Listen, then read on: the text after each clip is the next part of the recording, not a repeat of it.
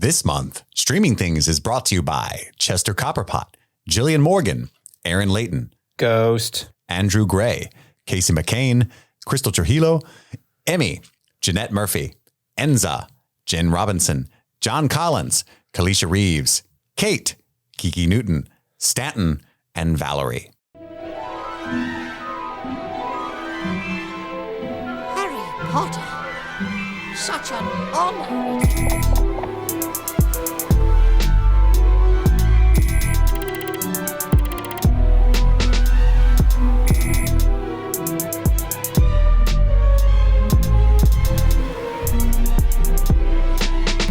Welcome back. My name is Chris. I'm Andy. and I'm Steve. And this is Streaming Things, Harry Potter and the Chamber of Secrets, the second in the series where we cover all 8 of the Harry Potter films.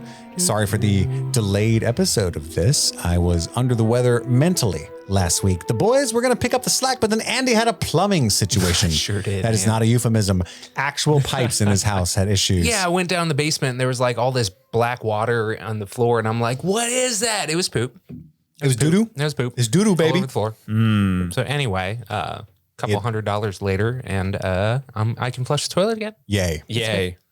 Yay. I'm so happy for you. That's one thing you need to be able to do, my friend.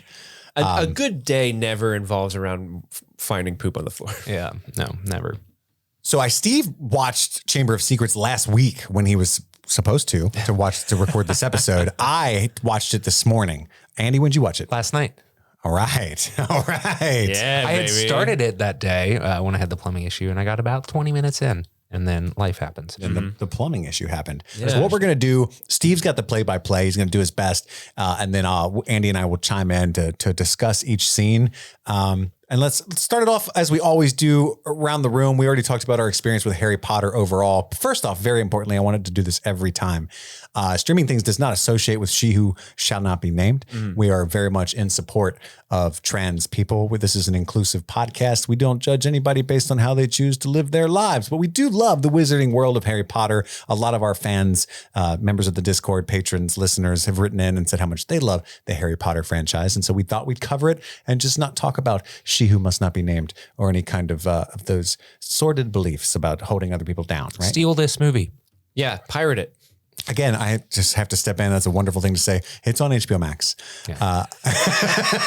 So if and you're already subscribed, don't go out of the way. Don't go out of your way. Steal it anyway. But my quick experience, again, I read the books many, many times, but Harry Potter and the Chamber of Secrets is my least favorite of the 8 films by a pretty large margin. I think. Same. I don't like either of the Chris Columbus movies that much. I know somebody in Discord was like, he rated it 3.5 stars because they also follow me on Letterboxd, I think. It's a competently made film. They're fine. They're definitely kids' movies. Like the books, the movies get more and more mature as you go on. And so the themes get more and more mature. And spoiler alert, Prisoner of Azkaban is by a mile my favorite. It's directed by Alfonso Cuarón. But I don't really like either of the Chris Columbus movies that much. There's a lot of issues that I have with Chris Columbus's style. And I think what puts the first movie slightly above the second for me is just that the novelty of them having pulled off an adaptation competently is there to boost the first one. Whereas the second one, I'm like, okay, they're doing it. Daniel Radcliffe's a good Harry Potter. Things are going well. But the editing and the way that they choose to put the story of Chamber of Secrets together is pretty sloppy.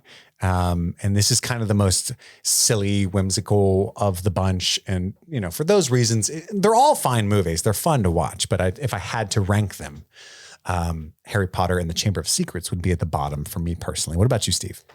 I like this better than the first one. I don't really know exactly why, but I remember when we were watching the first movie a couple weeks ago, I actually had to keep reminding myself to focus on what was going on and not go on my phone and, go on the Discord and manage that. I was like, no, I have to take notes for Harry Potter. I've only seen this movie one other time. I need to focus on this. Whereas Chamber of Secrets, I was pretty engaged with it. It held my attention a lot more. I do think the very end of it has a little too much Deus Ex Phoenix and sword that comes out of nowhere. Mm-hmm. But that's Gary Gryffindor's sword. Oh, Gary. We love Gary Gryffindor. Gary. Gary. But I did like this movie more than the first one, at least. What about you, Andrew? This would also be my least favorite of the movies. I didn't realize it was always like kind of a meh movie for me. I've watched them all a bunch of times and I've seen this a bunch of times, but I didn't realize until this most recent watching, like kind of how incoherent it is. It's sort of just like a series of scenes mostly from the book, but some that are changed a decent bit, just sort of smashed together without like a whole lot of sense to it. It doesn't seem like it makes a ton of sense if you haven't read the books. But I don't know. It's hard to judge that because I've read and watched it so many times. Where I was just Right. It's hard to go back and see. Like, why? How are we here now? It just sort of like when we cut to like the dueling club, for example, that just comes out of left field. There's no like, hey, by the way, we're going to do a dueling club or anything. We're just, hey, we're dueling now. And I'm like, okay, how did we get there? To their credit, I think these are kind of hard to adapt. Because part of what I loved so much about the books is that you spend a lot of time just actually in class with the kids. And as I recall in the books, it's like you kind of feel like you're going through a whole school year. And so as a kid, you're like, oh, this is what it would be like to be in a wizard school. And then the plot kind of unfolds organically throughout their day-to-day meanderings and going to class. And it's hard to replicate that in a movie without, cutting to this class now. I'm like, oh, okay. Because in the book, you got to see Harry go back to the dorm and go, talk to Ron for a bit, then wake up and go to breakfast. And, you can't show all that in the movie without being like, Jesus Christ, what is this? Kubrick? What is this? Kubrick? I will say though, that the special effects, especially with Dobby, super hold up, man. Like, yeah, Dobby's really well done for being a movie from what was this 2002. He looks incredible. And I'll never forget like Dobby showing up at like the MTV Movie Awards in 2002. There was a little thing with him there, and it was really cool. Dobby. But yeah, man, they crushed it. My dog's name is Dobby. And casting Kenneth Branagh as Gilderoy Lockhart was awesome. I didn't even fucking recognize him. Really? I'm an idiot. He always has the goatee. You put that weird mustache from the Poirot mustache. Yeah. Like, oh, there's Branagh. Wow. Yeah. So what's funny about that, I was watching this with my wife loves Harry Potter. I've talked about it before. So I watch all of these with her. She's so excited that I want to watch Harry Potter. Not that I don't before, but it's not my choice to rewatch Harry Potter as much. She does it multiple times a year. Anyway, she's like, hey, one of my biggest guys was like, hey, this is my least favorite one, honey. And she said, honestly, you know what really bothers me about this movie? And she's brought this up. So women in the audience, write in. Let me know how you feel about this. She has brought this up a lot recently, but she's like, what really fucking bothers me about Chamber of Secrets? Gilderoy Lockhart is supposed to be this really handsome, sexy man. All the women are falling for. So Kenneth Branagh to a T. She does not find Kenneth Branagh attractive. No? At all. And she is actually actively angry about it. And she thinks that there's this thing in media. What show? Oh, it was House of the Dragon. She was like, why are all the women super hot and all of the men suck? Because I guess she didn't have a Harwin thing. And I was like, what about Kristen Cole? And she's like, ew, not at all. And like, this is just bullshit. Like, Matt Smith. It's a subjective art form. And like, yeah, right. No, not attracted to Matt Smith at all. Dude, I'm attracted to Risa Fons. I'm attracted to everybody on that show. Don't make me say it. Don't make me say it. And she said this about multiple shows where it's just like, it's just a bunch of hot chicks and weird dudes every time I watch a show. She's not that into dudes, but you, man. Yeah, you replace everybody in a movie with you, then maybe she'll be like, oh, hello. I don't think so. Take me to your chamber of secrets. I mean, she is bi, but at the same time, it's like she just wants a little. But yeah, that bothers her about Gilderoy Lockhart because it's. I feel like he's a handsome man. She thinks he's a goober and all the. Oh, he is a goober. But I think that's part of the character is that like in actuality, is he? He's super incapable. So I don't know. I just thought that I would speak her mind on that matter. I'm happy she's speaking her truth. That's right. That's right. Yeah. She wanted somebody hotter. Can you imagine like Harry Styles, Gilderoy Lockhart? No, I can't. No. Just all tatted up. Because then I would be like, oh, don't hurt him. Don't worry, darling. He just comes in. Nice. He comes in like watermelon sugar in the potion. Yeah. But yeah, take it away, Steve. Well, before we take it away, I do want to give the listener a little bit of a preview. We're doing Harry Potter, right? And what's a big thing about Harry Potter? Those are Bertie Magic. Bott's. Oh yeah. Bertie Bott's flavored jelly beans. Well, I don't have those, but I do have jelly beans that are taco truck themed. Brock's brand taco truck jelly beans. Let's look at the flavor. Read the flavors to taco us. flavor truck. Every taco. So the flavorings include margarita, churro, salsa, guacamole, beef taco, and horchata. Okay. And So they're like Bernie Bot's every flavor, but except instead of every flavor, it's just taco truck. Yeah. And instead of some of them being delicious and some of them gross, they're just all gross. Margarita sounds like it might be pretty good. I think churro can be good too. That's true. But Let's eat some. we are going to eat some at the end of the review so okay. that we don't do it right at the beginning and then feel like we're going to throw up the rest of the hour that we're talking about. This I movie. might dig them. So, audio listener, it may behoove you to actually go onto YouTube and watch us After actually you let this enjoy play these. in entirety. Yeah, make sure you get this. Just listen to we us need this chew. download, all right? And then one other order of business. This week on Streaming Things, there's going to be a lot of hat puns. Oh, you got another hat? I've got another hat. I had Andy. You weren't on the. We recorded Andor already, but Andy, you didn't. You missed the Andor hat. So I wish you could have told me so I could have gone and got my hat. Oh, he's got his Hufflepuff hat. Nice. who's ready for Harry Potter? Do you have a baby? Harry Potter hat? No, but I have the worst beanie of all time in the other room. Oh, that's true. Dang, That's Steve. true. Left me out to dry. Would you have Steven. wore that the whole I would time? have put it on for a second just to warn people not to buy it. But Yeah, our merch. Don't buy our merch. yeah, not the beanie. Please post that in the Discord so that they can all see that. That is wonderful. The Streaming Things That condom is a you have on your dope head. hat, my friend. Thank you. I'm jelly. One year I went as a Hufflepuff student for Halloween. I want that. It was just I didn't have a Halloween costume, so I went and just bought a bunch of random ass Hufflepuff themed shit from Hot Topic. Is that their colors? Yellow and black? Yeah. It looks Ravenclaw-y to me. He's got Ravenclaw's blue. blue. Yeah. Ravenclaw blue, you psychopath.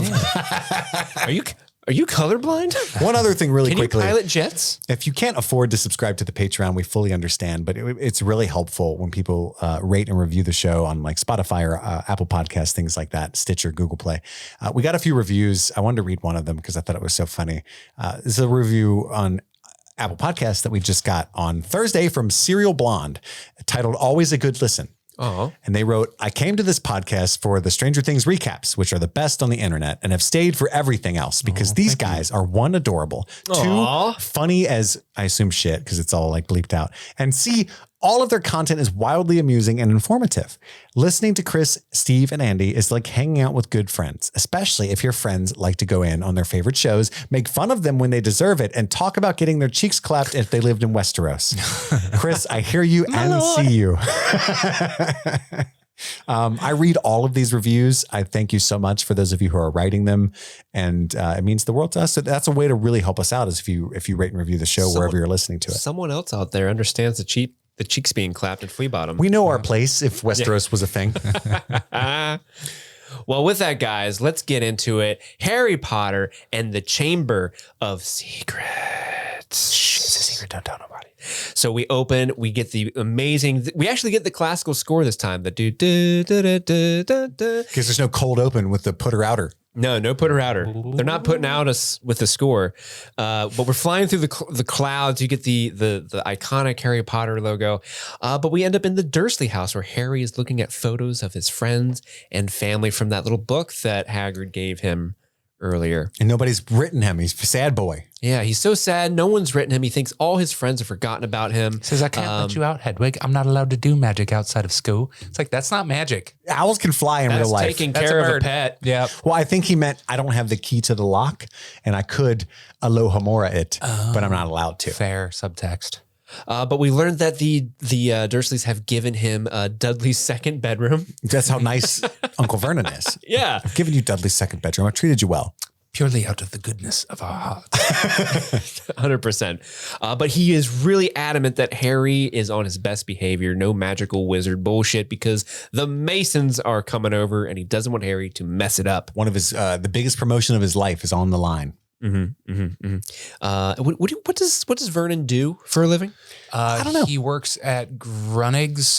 They are a drill manufacturer. And so it's the biggest sale of his life that he's about to get from Mr. Mason. Oh, they're like drill bit purchasers? Yeah, Drill I think so. purchasers? Okay.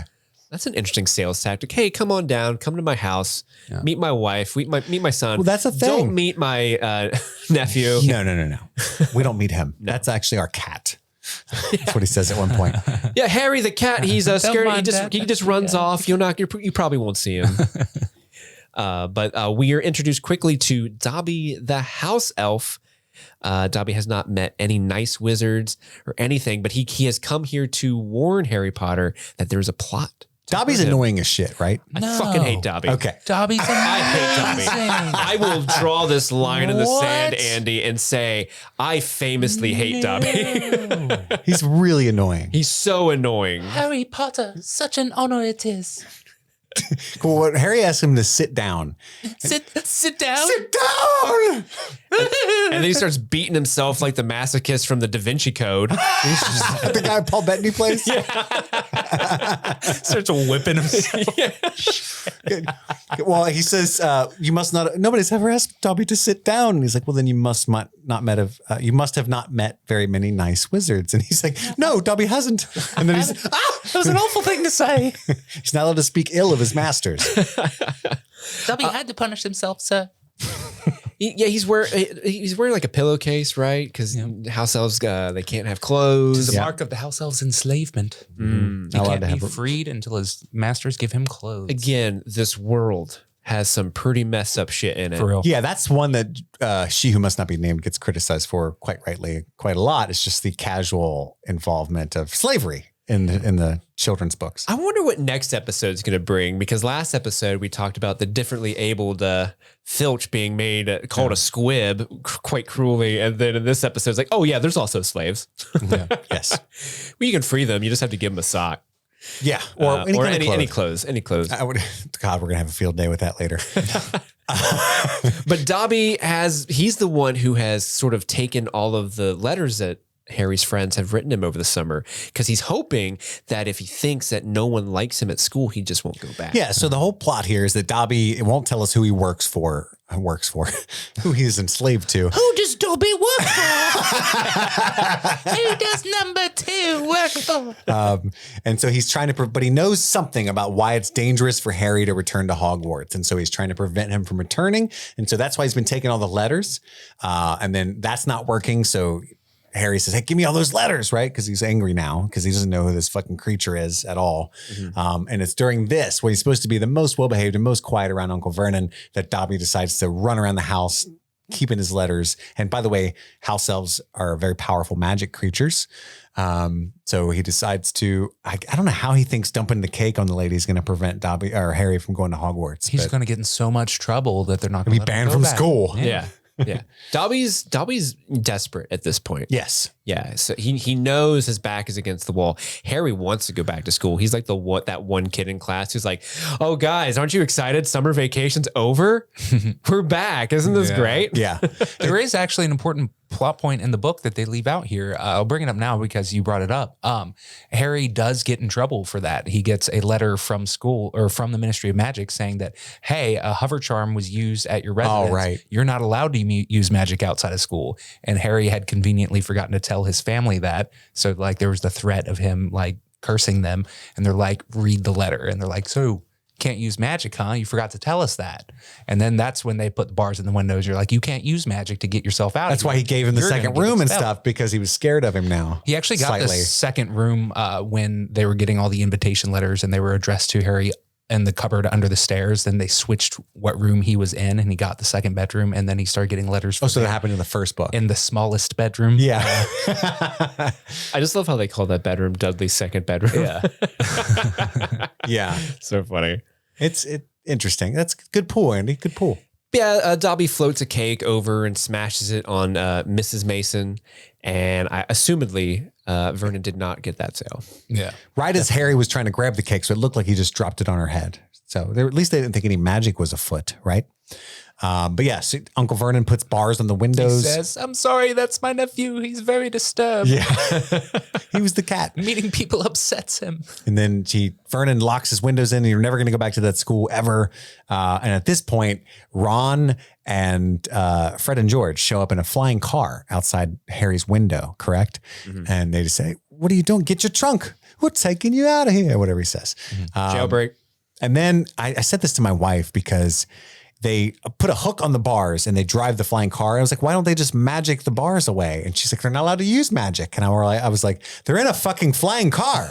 Yeah. And That she's ship like, hath sailed. well, she's like, they don't have to use magic to do the flying car. Like their dad made the magical flying car. They're not performing any magic by driving it. And I was like, touche, my dear. Yeah. So I think that's the story there. Sounds like a legal loophole. Well, she actually says, though, there's some loopholes in the movie a lot with this thing. Because in one of the movies during the summer, Harry is under a blanket just Pippin going. hates loopholes.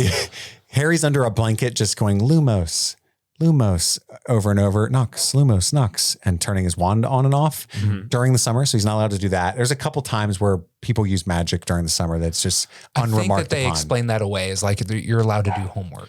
By the way, did you guys know this? iPhones did this? Did you know? Did you know what I'm about to Did you do? hear about this? Lumos. Yes, I did hear about that. Oh, and it turns the it's flashlight amazing. on. Watch this. Watch this. Nox. Ah, and it turned off. For the audio listeners, good Oh going, my gosh. Steve. Yeah, good call, Steve. That's amazing. He's a consummate. I'm a professional. He's a consummate professional. Hey guys, look at this. Wasn't that awesome? Oh, it turned on. I am as well. You know, look at this. You could put cameras in front of this old face, but you can't take the podcast out of me. That's right.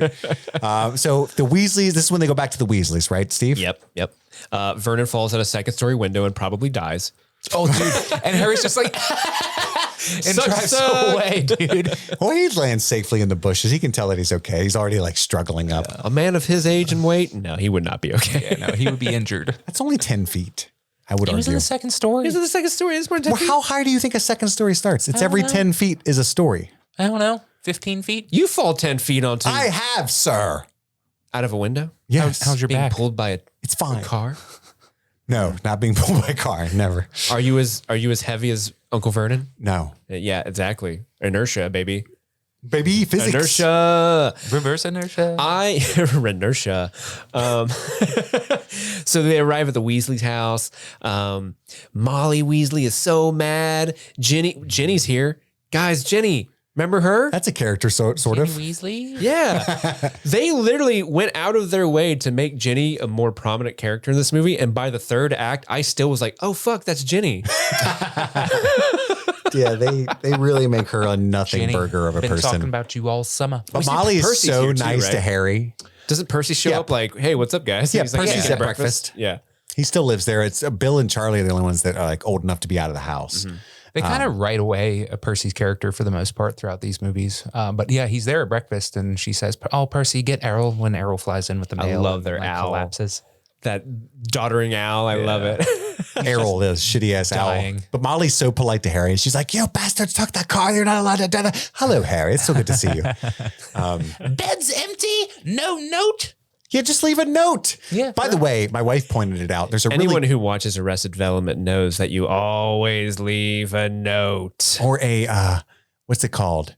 A hay person, a hay body. What movie is that from that I watched recently? I have no idea. Are you talking about like what Ferris Bueller does, where he puts Yeah, a you fake s- body in bed? Yeah, but it's a movie I watched recently. Anyway, I'll have to look it up. It's really funny. But the clock in the Weasley's house, my wife pointed it out. It's a bigger deal in the books, but it's really neat. If you notice, Oh, it it says where shows they the are. location of every child and her family. And one of the spots is actually mortal peril. There's like homeschool, work, mortal peril. It's really neat. Eventually, later in the books, it's just always on mortal peril. Oh, really? Yeah, it's pretty cool. Sad. Yeah, because they're always at the really cool hip bar, Mortal Peril. that's where the dad drinks. They turn 21. What is Papa Weasley's name? Oh God, you put me on the spot. Arthur. Arthur. I love Arthur. Arthur's awesome. Because he shows up and Molly's like, wait till you hear what the boys did. They took the car out and sprung Harry loose. It's Then like, they flew the car all the way to Harry's house. yeah, and this first thing is like, no way, how'd it run? Yeah. Did they really? How'd it go? How did it go? Yeah, he's That's awesome. such a I remember dad- that that's such a getting dad such a thing. big laugh in theaters at the time. And then I had a bootleg copy where somebody had filmed the movie and like with a full audience, and I watched it all the time. And so whenever that scene would happen, like everybody in the crowd would laugh, and so I'd have fond memories of all the laughter in your own theater. on my bootleg. I saw Chamber of Secrets with Ian Robbins and his mom. and her girlfriend and his brother Evan. I don't know. It just came to me, by the way. But I was probably, I don't know, 13, 14. Yeah. I don't know, 2002. Yeah, 14. Any hoozle. Whoa, what are you doing? Taking pictures of me? I'm taking a selfie. Oh, I'm wearing a hat. would you stop doing that while we're recording? Wearing a hat. You're obsessed with the gram, Steve. I'm gramming. I'm always be gramming. That's how I live my He life. was trending down and he had to correct that. It's all about the algorithm, man. Yeah, so Arthur's awesome. He works, by the way, for the Ministry of Magic. I forget in which department. He's not like an Auror. He's just like a Muggle stuff. It's yeah. He does like Department Muggle of- research. Yeah, it's misuse of Muggle artifacts office. Nice. That's why he took that car. Harry, do explain. You know a lot about Muggles. What so is he- a rubber duck for?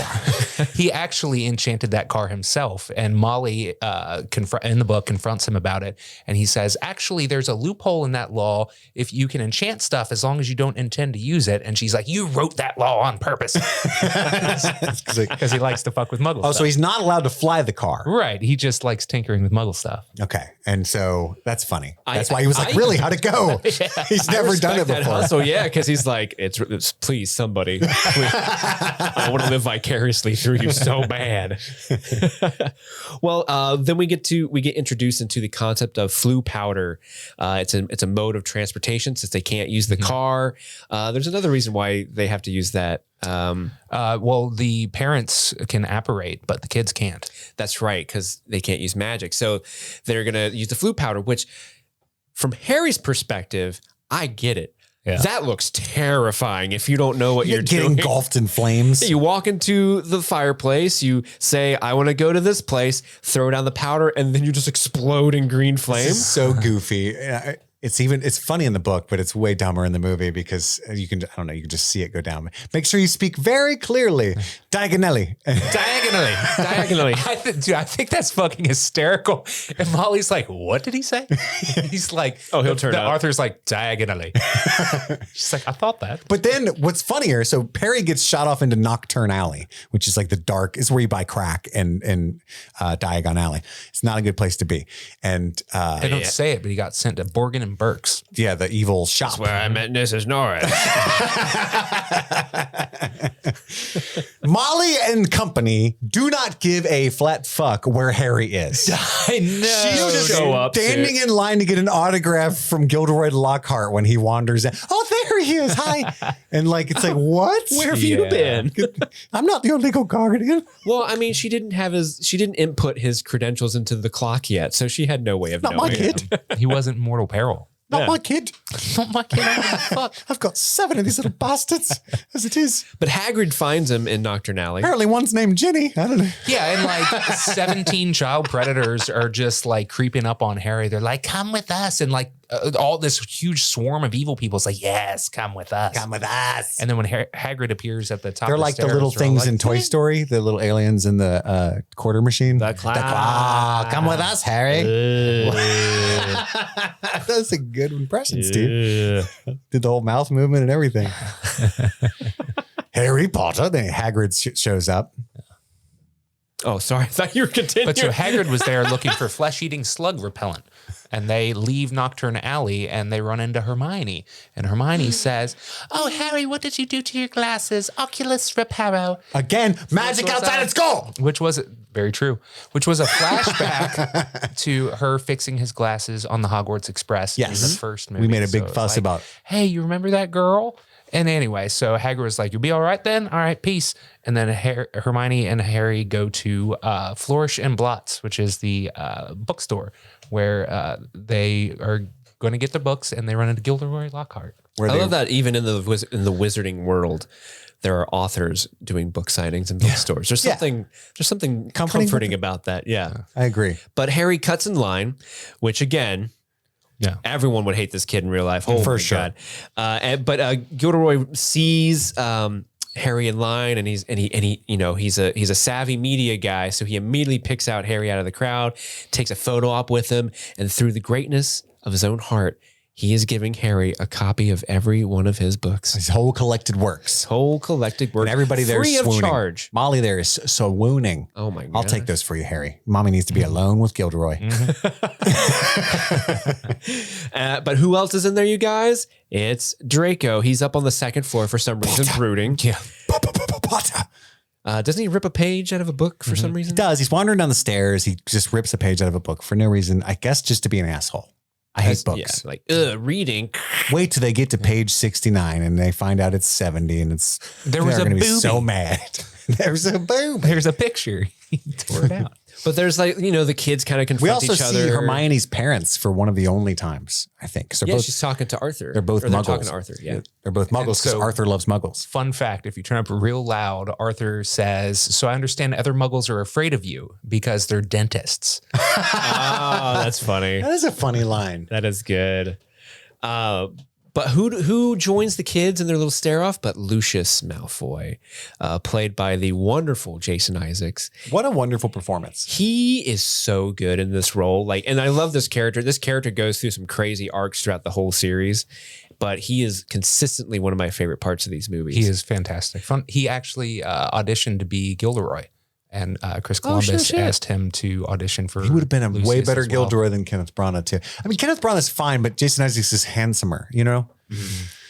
But Jason Isaacs, he's perfect for this role. Like I wouldn't want him to be Lockhart. He's incredible. Because he's so good in this role. But yeah, he shows up. He's like, your scar is legendary, and kind of brushes his cane over Harry's hair. And his so we can wand see is it. in his cane. You find out at the end of the Yeah. movie, which is like where a knife would be if you were a muggle douchebag. Yeah. You know? Douchebag. So we forgot to talk about, by the way, that Ginny is already clearly has a crush on Harry. And when she finds him at breakfast, has a small panic attack. Yeah, her eyes get real big, and she can't say anything to him. Like, and I actually, I don't know if it's like any other women have experienced this, but I know that even as a man, I experienced this a lot as a kid. Like if I had a crush on like a 17-year-old babysitter or something, or like a friend of my mom's or a neighbor, and my mom had her in the house, and I just got up with my gut hanging out with Cheeto dust everywhere and came into my underwear like, Mom, and then saw her standing there. I'd be like, Don't look at me.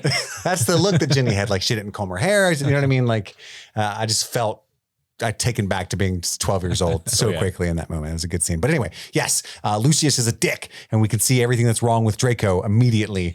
This kind of starts what I think is a really big part of this movie is like there are wizards who think there should be pure blood wizards. Yeah, they immediately get fascism on the table. Yeah, super. Way to go, she who must not be named.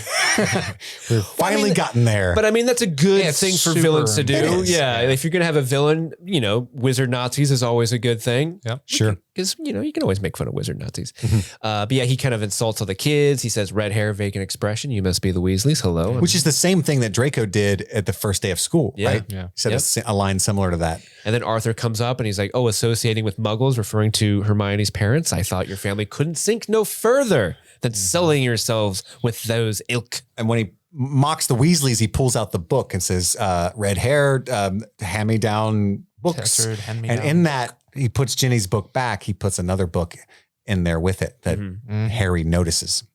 I shared a video with you guys on Instagram yesterday where it was like, Oh, how'd that get yeah, it was a guy who like he's dressed up as Lucius Malfoy and he puts the book in between his butt cheeks and then moves his butt and like drops the book into the basket. Goes, oh, how'd that get in there? And brushes his hair all coy. It's so funny. As in, that's not sneaky at all how he put the book in there. Oh, look what happened by accident.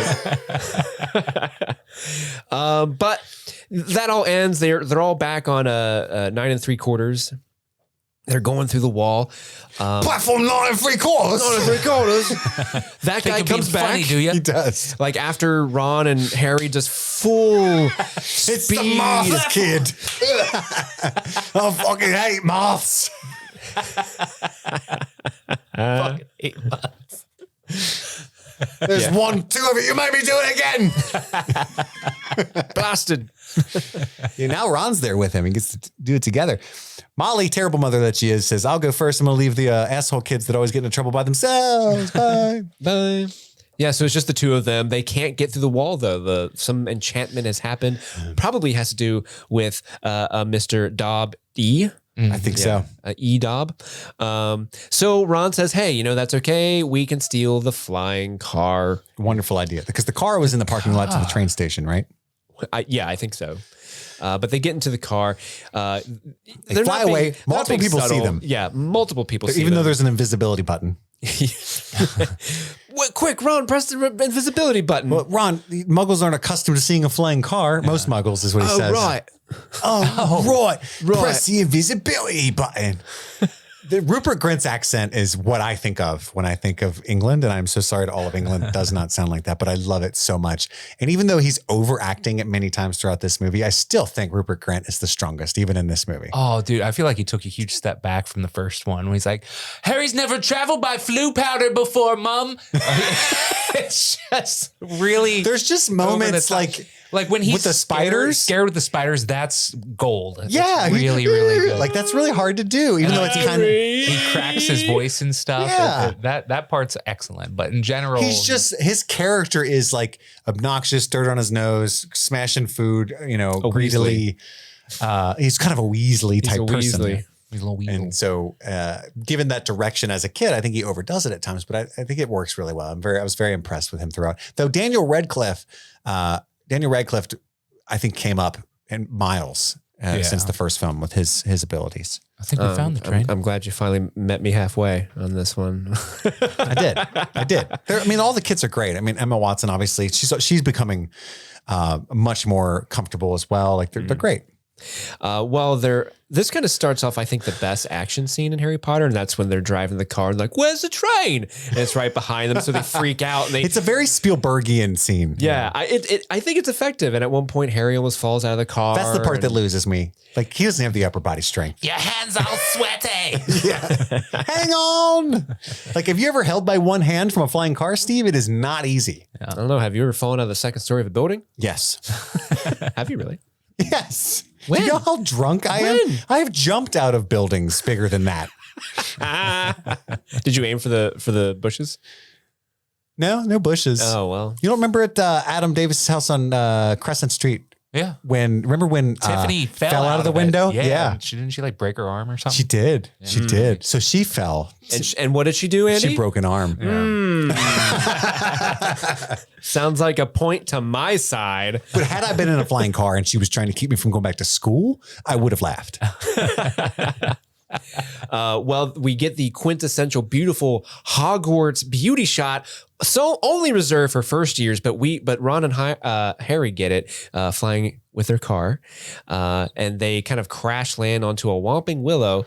Like you do. Why the hell is that thing on a school ground? It's been there since before they were born. Cool. If there is a great white shark, there's a big reason why it's there, Steve, and we find out in the next movie. Okay, well, I doubt it's a good reason. It's a tree that hits. It might be covering something important that they don't want anybody to get close to. Okay, that's like if I went to high school and do you know how many other dangerous things are in this school that you're so upset about this Whomping Willow? No, I'm just pointing out. We'll get to those other dangerous things. There are teachers with evil sorcerers on their heads. We've discussed him. He was on a list. He shouldn't have been allowed in the school. I'm just saying. Have you seen their janitor? Mrs. Norris. Oh, he just has a broken heart. He's misunderstood. Yeah. He's just misunderstood. I'm going to kill you. That's what he says to Harry. Well, Harry did kill his cat. And Harry's like, are you? He lives good. I love how, the car gets beat up. Poor Hedwig, by the way. Hedwig gets like tossed out of that car in its cage. I don't understand this. So the car is bewitched, obviously. It's enchanted. Mm-hmm. It's been faulty throughout, right? Mm-hmm. All of a sudden, it has now gained sentience and it wants all of them out of the car so it can go be with its tree lovers in the forest that's really plotted this whole time to meet up with. Get in my trunk, if you know what I'm saying. That's what the truck's saying. But it has the politeness to get them all their luggage out. Yeah, it will. And then it just drives away until a ejects very important everything. moment later on. Like this kind of shit why I don't like this movie as much. I But love that. The cars just like had enough of it because like I guess Mr. Weasley's enchanted it enough to where it like kind of has sentience and it's just like this sucks. Get out of here. I'm gonna go listen to the oh, woods. you mean I had enough with like the Whomping Willow? Yeah, I yeah. get it. Okay, that makes me like it more. You kids fucking crashed me into this tree. This tree beat my ass. I didn't want anything to do with any of this. I'm out of here. Yeah, that's fair. They come across Snape, who's really upset that they were seen by no fewer than 7 muggles. But Snape does not have the power to punish them because punishments are doled out by the head of the houses, and they were in Gryffindor. If it was up to not him, Slytherin. he'd be out of school, but it's not, is it? Says McGonagall. Maggie Smith rolls up and says, what? And Ron's like, "Oh, I'm sorry, Professor McGonagall. I'll pack my things." And she's like, "Not today, Mr. Weasley." You're spelling You're expelling us, aren't you? not today. I think that's They when we get cut detention? to. They do get detention. Do they cut straight to the Mandrake class? I believe so. Which Professor I love. Sprout. I love the Mandrake puppet. Gather round, second years. Gather round. That thing freaks me out. It's so ugly and hideous. I love it. So what is it? A full-grown mandrake will kill you with its sound. Yes. But those are babies, so they'll just make them pass out, They'll right? knock you out for several So hours. they use earmuffs. yeah, this is essentially like if you went to school and they're like, "All right, kids, we're going to learn how to build a pipe bomb." Yeah, I mean, they do shit like this constantly. They get their bones disappeared, all kinds of stuff, right? Oh yeah. And then there's a real funny bit where like they put on their headphones so they don't, the sound doesn't knock him out, but Neville like passes out because I assume he's just scared of him. He just fainted. He just faints and She's like, well, Sprout's just leave him there. yeah, just leave him there. Malfoy's People are used to Neville at this point. Malfoy's just poking the mandrake and it bites his finger and he gets real mad. You must be a Weasley. But I love that Ron's little mandrake is like super duper fat. Like they like characterize all the little mandrakes. It's really I didn't notice that. The way their little arms and legs are just kind of moving around. We forgot to mention Ron's wand gets broken. Oh, that's yeah, right. that's Yeah. If only he had a super wealthy best friend, yeah. Yeah. then maybe he wouldn't have that wand issue. You think the school would be like, you can't be doing the school with a broken wand. You're just going to get you and other people hurt. Yeah. We'll Amazon you. We'll Errol the Owl you a new wand. That's like when I go to school and I just have a dirty paper bag and a tiny piece of charcoal, and every class is like, well, that's what he has. Learn. Pencils are 25 cents. Figure it out. But yeah, his wand is broken. We are introduced to Colin Creedy, who is like a wannabe photographer. He takes Harry's photo, and then this is at the main hall. They're having like lunch or something, and the Weasley owl, what's his name? Errol comes crashing There's into a bunch of call potato an chips. owl, and then Dean Thomas looks up and goes, "Ron, is that your owl?" And it's just Oh, this is when Ron gets a howler. Yep. Weasley's got himself a howler. You fucking twat. I ignored one by my mom once. It was awful. No, grandmom. That's Neville. yeah. I do love how, it's Molly just like, I will destroy your life. Ronald Weasley! Ronald Weasley, your How father. dare you steal that car? Jenny, congratulations on being a Gryffindor. Yeah. So actually that got Arthur got in trouble at the Ministry of Magic for that car existing, right? So it's a big deal that Ron did that. He's in a lot of trouble. And he can tell he genuinely feels chastised. But at no point did any of these adults sit back and think, why didn't they get through that wall? Yeah. Well, they don't. Yeah, it's true. We should ask a follow-up question. No, we will just give them detention. No, I'm just going to send them a howler and be done with it.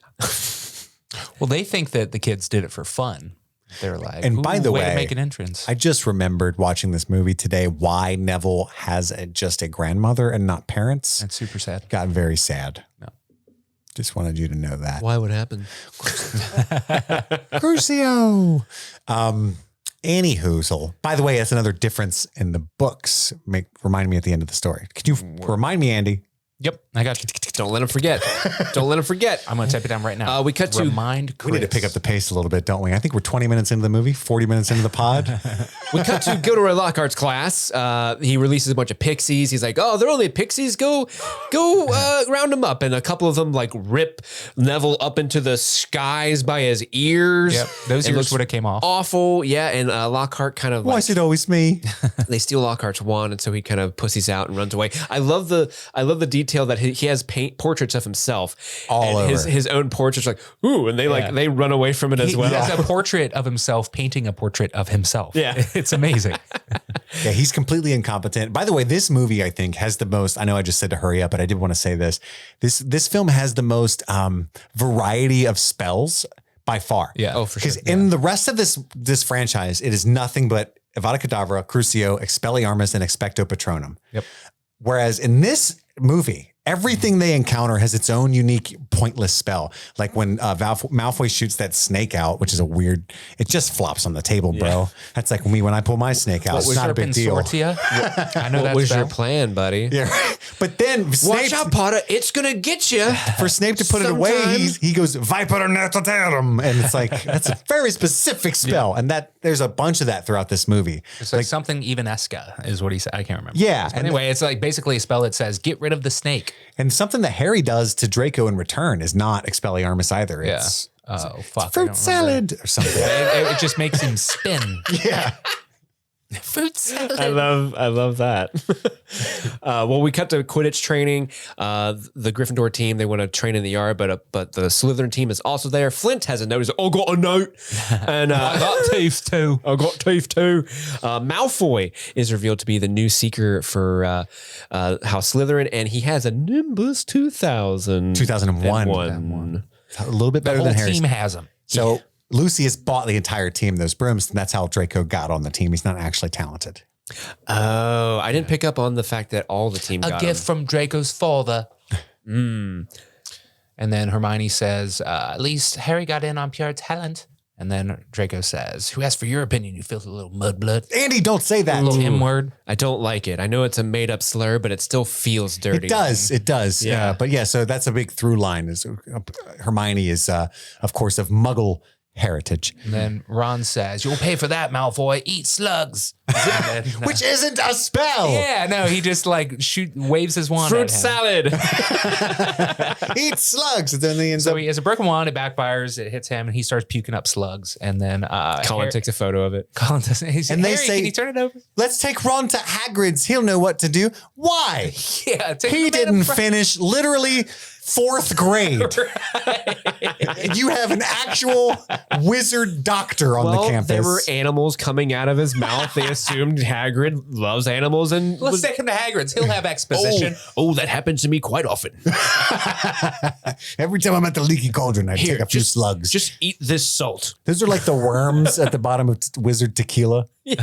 Don't eat the worm. Don't eat the slugs. They go to Hagrid's. They kind of learn a little bit more about the pure blood versus mug blood ideology. I don't even like saying it. Stop I don't even like saying it. I get it. And Hagrid has a really sweet line where it's like it's all a bunch of codswallop because they've never thought of a spell that our Hermione can't do herself. Damn straight. Hell yeah, Hermione is Even just on the as good. Quidditch thing, when she attacks the evil bludger, she goes another unique spell we never hear again. Scooty Badooty. Scooty Badooty. Dude, you were killing it with these Scooty spells. Badooty. Fruit salad and Scooty Badooty. I'm a wizard. You're a wizard. You're a wizard, Chris. So Harry is serving detention, and his detention is helping Gilderoy answer fan mail, which that sounds awful. But he kind of leaves. I'd rather do the thing with Umbridge. Harry. Can you think of any better way to spend attention? Yes. It's like, not really. Celebrity is as celebrity does. Remember that. What does that mean? Harry hears some whispering as he's walking through the halls. Does the whispering? My notes are a little confusing here. Does the whispering say "Let me kill you," or is that what's Let me written on the rip wall? you, I think. It's just like kill, kill, kill, stab, stab, stab. But he finds the petrified Mrs. Norris, and then Mrs. Norris. someone has written on the wall, "Beware of the enemies of the air. Beware, you'll be next, mudbloods." No, it says the Chamber of Secrets has been reopened. Enemies of the air, beware. And then Draco comes in and says, "You'll be next month." Oh, okay, yeah. I haven't seen this movie in a week. That's cool. Got you. Got your back. But Mrs. Norris is petrified, and Filch just kind of walks in on the kids. The kids see this first. He sees the crowd, then he sees the graffiti, then he sees Harry, Yeah. and then he sees Mrs. Norris. You've murdered my cat. I'll kill you. I'll kill you for this, Harry Potter. Yeah. I want true love. That's the only living thing that has ever loved me. No one's ever given me. Everyone calls me a squib. You know what that cat calls me? Papa. This is the second time I've lost Mrs. Norris. I'll kill you for this, Harry Potter. Oh, first I've got to go clean the third floor girl's bathroom, and then I'm gonna kill you because a man's got to work. Man's got to make a living. Interesting though. I make that 15 quid a day. quit. Squibs and quibs. I make 15 squibs a day. Interesting though, Snape kind of vouches for Harry Potter and everything in this. Yeah. He does. Which is interesting. I don't understand it. I mean, I know what happens eventually. Snape's actually a good guy, whatever. Right? But in this moment, what's the play? I don't know. They kind of lie to the professors. Lockhart also vouches for them, like, oh, he was in my room helping me with fan mail. He couldn't have done this. But Snape knows they're lying because they say something about like, oh, I was heading towards the dinner, the hall to have dinner. Great hall. But Snape says perhaps Potter and his friends were in the wrong place at the wrong time. However, then again, I don't didn't see remember him at seeing dinner. dinner. And then Gilderoy says, well, Harry was helping me answer my fan mail. Mm-hmm. And But Snape knows they're lying is the big thing. Always. Yeah. He Hermione says, we were just heading to dinner when Harry said, Harry's like, I said I wasn't hungry. And he had been saying that he was hearing voices. said how he said it. I said I wasn't hungry. I wasn't hungry. I wasn't hungry. I wrote this down. I think Dumbledore's like, I strongly recommend caution to all. Yeah, no shit. Dumbledore on the walls. Dumbledore? Dumbledore. I wrote Ron. Did you finally watch it? A bunch of times. Isn't it good? Yes. That Harry Potter puppet is great because it's like, Harry Potter. I wrote my note. I don't know what this means. Ron's wand still sucks. Ron tries to Transfigure a mouse into Scabbers into a cup, and it's just a cup with a mouse tail. a furry cup with a mouse tail. That's right, because we're in Professor McGonagall's McGonagall class. teaches transfiguration, baby. Yeah, and I think Hermione asks her about, or at some point, Somebody's like, tell us about the Chamber of Secrets. I'm Yeah, just that a was child and I'm scared and I'm Pippin the dog. Pippin the dog. I didn't get a Nimbus. But I would like a history lesson at Hogwarts. Which McGonagall gives them. She tells them about Salazar Slytherin wanting to be very selective on who they let into the school. 1,000 years ago, the school was founded by Rowena Ravenclaw, Godric Gryffindor. It's the fucking Hufflepuff. Harry Hufflepuff. Helga Hufflepuff. Helga. And Salazar Slytherin. They all got along except Salazar was super racist. And Everyone has that racist friend. I don't know if I do. Right? And Salazar wanted only purebloods to be admitted to the school. And it turns out he built a chamber of secrets to put secrets in. Loves snakes. Big snake fan. So he was just in his chamber of secrets, slithering around. And that's how he got the name Slytherin. And down there, everybody's just hanging out going, I'm a snake. I'm a snake. That's what they did in that club. I'm a slithering little snake. So yeah, that's the founding. That's the history of Hogwarts. lesson. Yeah, there's a monster down there, right? Yeah. Ron thinks it's Malfoy. He's immediately like, oh, I think it's Yeah, Malfoy. the heir of Slytherin is what's alluded to as the person who can own Draco open it. specifically. Yeah. Yes. Yeah. He's the obvious choice. Yeah, he's clearly the heir. Look at his white hair, His dad did it 50 years ago, and now he's doing it now. Yeah. That's their theory. So Hermione has this plan of creating some polyjuice potion so that they can impersonate Crabbe and Goyle, and a third one. Mildredge. Millicent Bulstrode. Boom! Up top, Andy. Slytherin. But it's going to take about a month to make. It's got to take a month to brew that. A month? It's like hooch in jail. You have to let the yeast activate. Hermione could have Let been a that great shit ferment. moonshiner. She could. Yeah. She could have been a good moonshiner for Seamus would have been all about that life. sure. So he's like, oh my God, every muggle-born student in the school can be murdered in a month. She's like, I know, but it's like, it's how long it takes, motherfucker. But like, we have to have the sequence of Christmas. What the fuck do you want me to do? We cut to the Gryffindor versus Slytherin match. Immediately, Wood gets dunked on again. Apparently, that guy, as the captain of the team, just gets dunked on every game they have. Wood goes down a lot. And then Draco says something that also feels just as bad as Muggblood, where he goes up to Harry and he's like, "What's up, Scarhead?" Yep. Ugh, gross. There is something about these charged phrases Well, I that's don't got like. the, uncreative atmosphere of a childish, insult. And Draco's dumb as shit. It's the vibe you get in that moment. But yeah, they run around a lot. One of the bludgers has been bewitched and it's just following Harry around dangerously, busting through all of the audience seats as well. I assume there's a lot of casualties in this game. For real. What are you going to do if you're Dumbledore other than being super powerful enough to stop any of this at any time with a flick of your wand? Sit there and watch it. I recommend caution. Yes, right. Hagrid's like, that's been tampered with. Just stares at it. Well, That sounds like someone else's problem. I forgot my umbrella. I'm going to go feed my giant spider. A child. At one point, we get a really cool Quidditch trench run where Draco and Harry are chasing the snitch through It was very Star Warsy. Yeah. Harry And, uses the Force. the Bludger's after them the whole time. Colin is just on the field trying to get a good shot. He almost gets murdered by the bludger. Sorry.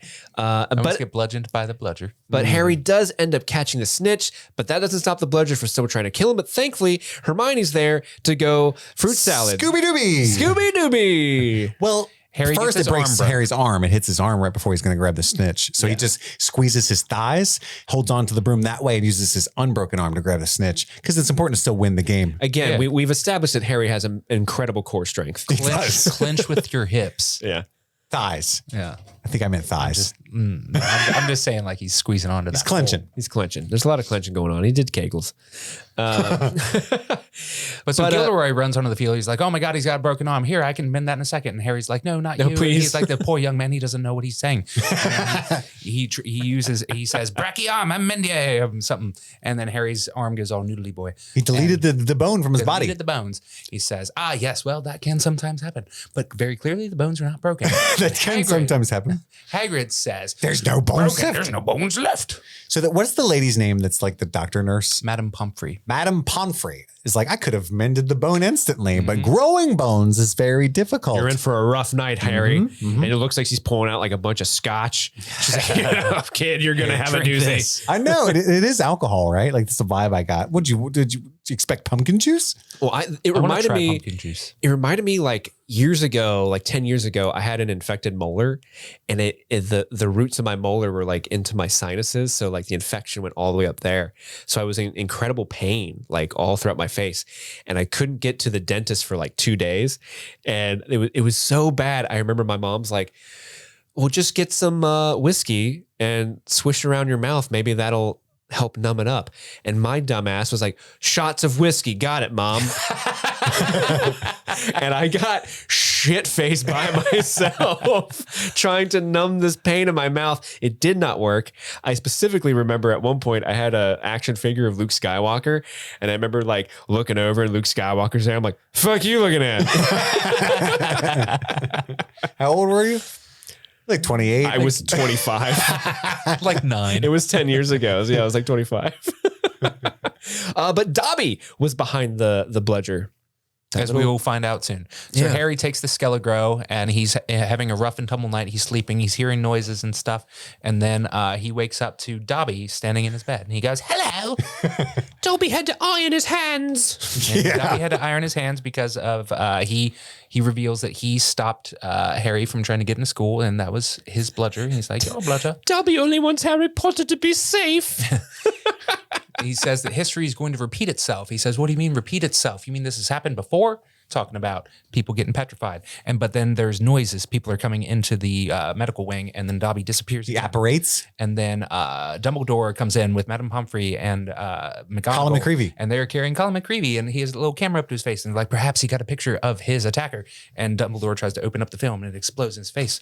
And they're like, "What does that mean?" And then Dumbledore says, He didn't take caution. he says it means the Chamber of Secrets has indeed been reopened. Dun, dun, dun, dun. Dun, dun, dun, dun. And so then next morning, Harry is with Ron and Hermione. He's got his arms back.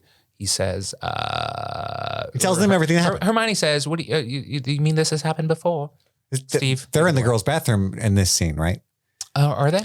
Yeah, they go Brewing to the the potion. girls' lavatory and they're like, should we be talking about this out here? What if someone catches us? And it's like, oh, no one comes to this lavatory. Well, and presumably she has to leave the potion brewing there for a month. Yeah. So literally no one goes in there at all. Yeah, because of Moaning Moaning Myrtle.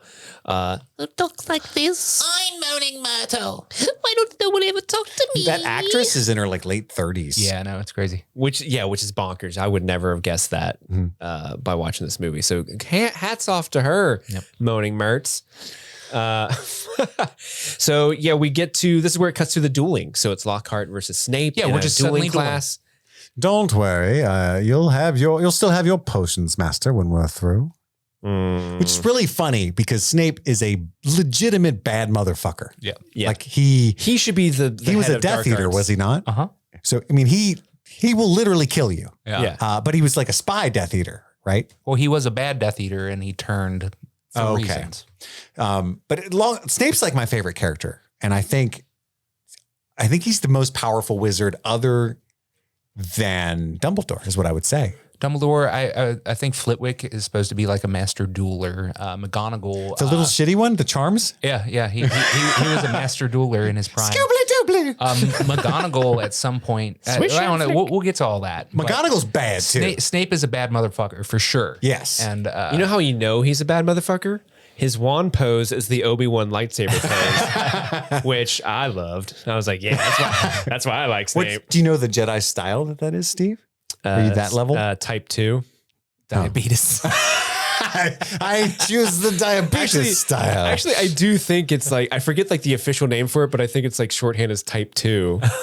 Obi-Wan. I think you're right. But there is a couple that have names that sound cooler than that. I think. Yeah, I know Mace Windu's style is called Vapid, like VAAPAD. Oh, it's Form 2. Form 2. Okay. Not the diabetes. I knew that. Also known as Makashi. There we go. The way of the Salamiri.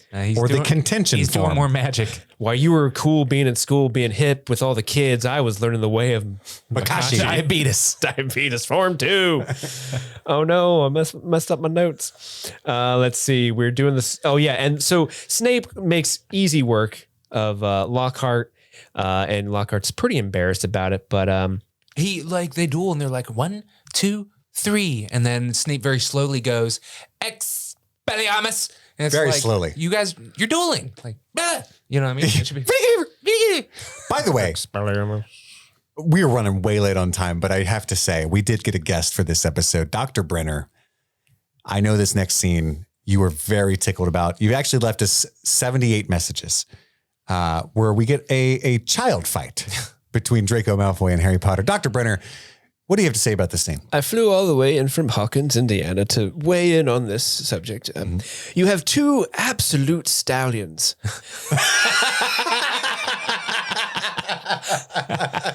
You have Mr. Harry Potter and you have the Malfoy boy. And, you know, I was a little bit... this is as close as it's going to be to mind power Sure. fights. They're just flicking their hands. I mean, 11 does that too. I love a hand flick. Oh boy, Dr. Brenner always getting in trouble with the hand flicks. But I was really taken aback when Malfoy just threw a snake. Who throws a snake? I mean, honestly. It's not an effective move. I agree. He brought a snake to a wizard fight. And he did. And that was his like big reveal and it just flopped on the table. Just what happens to me. I just think it's funny that Harry Potter, like, you know, the snake comes But out not in- and Harry's like, hey, snake, knock it off. But in Parcel Tongue, and everyone's looking at Harry like, what the fuck, Potter? What's your fucking problem? I thought that was an interesting way to shoot And that. it's the Hufflepuff that does it too. The Yeah. Hufflepuff is like, you piece of shit. Talking You're to a real snakes? son of a bitch. What are you on about, Potter? Well, the snake doesn't stop. It gets closer after Harry starts talking.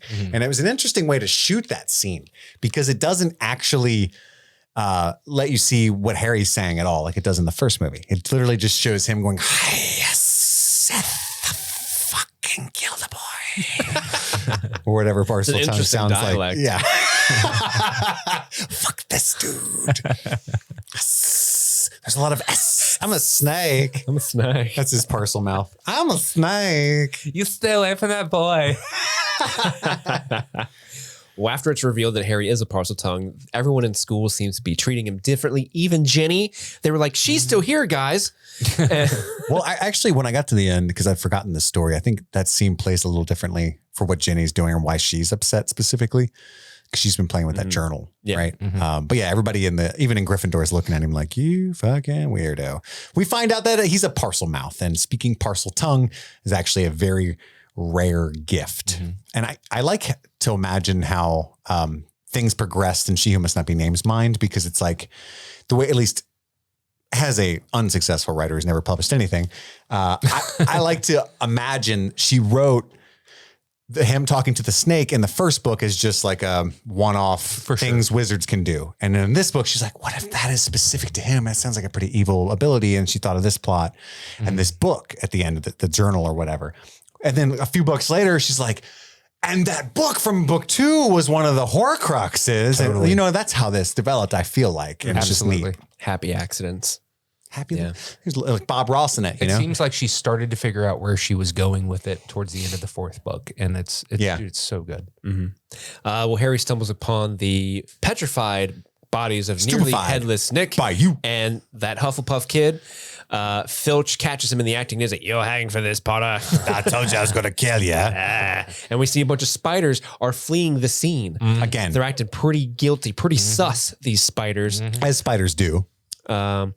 They send Harry to Dumbledore's office. McGonagall shows up. She's like, "This is out of my hands, Potter. This is out of my hands, Potter." They go up to the badass staircase that leads up to Dumbledore's I'll send you office. to the even more lenient principal. Sherbet lemon. Sherbet lemon. Harry Potter, I've been half-assing it this year, I'll be honest with you. Are you proceeding with caution? Have you? Those stairs are quite steep. Proceed with caution when you go down. My bird is pretty cool. It is pretty cool. I call him Fox, but his real name is Deus Ex. Fox. I fucks with phoenixes. That's why I fucks with them heavy. That's why I named him that. Before he talks to Dumbledore, he has a quick little exchange with the Sorting Hat. About how he almost put him in Slytherin when he first got there. You would have done great things. I told you. I don't know why I'm talking like Filch. And everyone knows Be my in secret. your bonnet, Potter. I'm actually the hat. It was me the whole time. Mrs. Norseman's petrified, so I became this hat. When we're together in my true form, we're a cat in a hat. I love it. But now it's winter time in Hogwarts. My favorite. The kids, all the tinkly bells. the kids they're gonna roofie Crab and Goyle. Whoa! That's what That's true. Yeah, they 100% are gonna do that. By just leaving cupcakes floating in the air. Listen, guys. They already have a bunch of sweets. I don't like to victim blame, but if you see pastries floating in the air, maybe don't eat them right there. I like how they both chomp down and look at each other. This is normal for this school. Well, even when they fall over, Ron's like thick, Yeah. which I assume he means like British for dumb. Those kids are thick. and not thick. What did Ron do when the camera cut away? Them kids got cake. Literally, they had handfuls of cake. Don't ever say that sentence again. But yeah, they go upstairs. They get the hairs off the kids, which is a sentence I really Just say names. Crab and Goyle. Crab and Goyle, and the third one. Well, Millicent, Hermione already took the hair. Yeah, right. Off of her robes. Yeah. So they drink the potion. It tastes gross. So they all rush into separate bathroom stalls. Except for Harry. He's like, I'm just going to puke right here on right the floor. in the sink like a monster. And, they transform into their, Crab and or Goyle. And Hermione does not come out of the bathroom though. She's like, I'm not feeling well. You guys just go ahead. I'm gonna come. You go on without me. I'm good. I'm good. And then they proceed to do the worst interrogation I have ever seen Dude, this scene in my life. drove me insane. They just get instantly angry at everything Draco says. You had to know it was coming. You had to. That's their whole purpose. Yeah. It's terrible, and they don't sound anything like the Crab and Goyle. Like we don't even hear their voices, but you can tell they don't sound like it's them. like I still sound like Ron, and then Harry's like, yeah, it sound different, and he's like, now I sound different, and he's like, oh, perfect. And we're like, what? I'm just going to talk like Harry the rest of the scene, so you know that it's me. That was a bullseye crab or Goyle. But even they find out Draco's not the heir of Slytherin. Basically, is all they find out. But even Malfoy in this scene is like they would say, "What are you doing, Malfoy?" He's like, "You acted funny." Yeah, extremely. I do love the added like characterization of Malfoy being a kleptomaniac. Like he's like stealing He people's. just takes somebody else's present. I love it. Well, he stole the page from the book in the beginning too. Yeah, he's a little klepto. He's a little klepto. But he Getting says that like 5-finger discount all over town. he says the last time the chamber was opened, a muggblood died. I hope it's Granger. Damn, Yeah, that was Malfoy. for him. That was tough. Ice cold.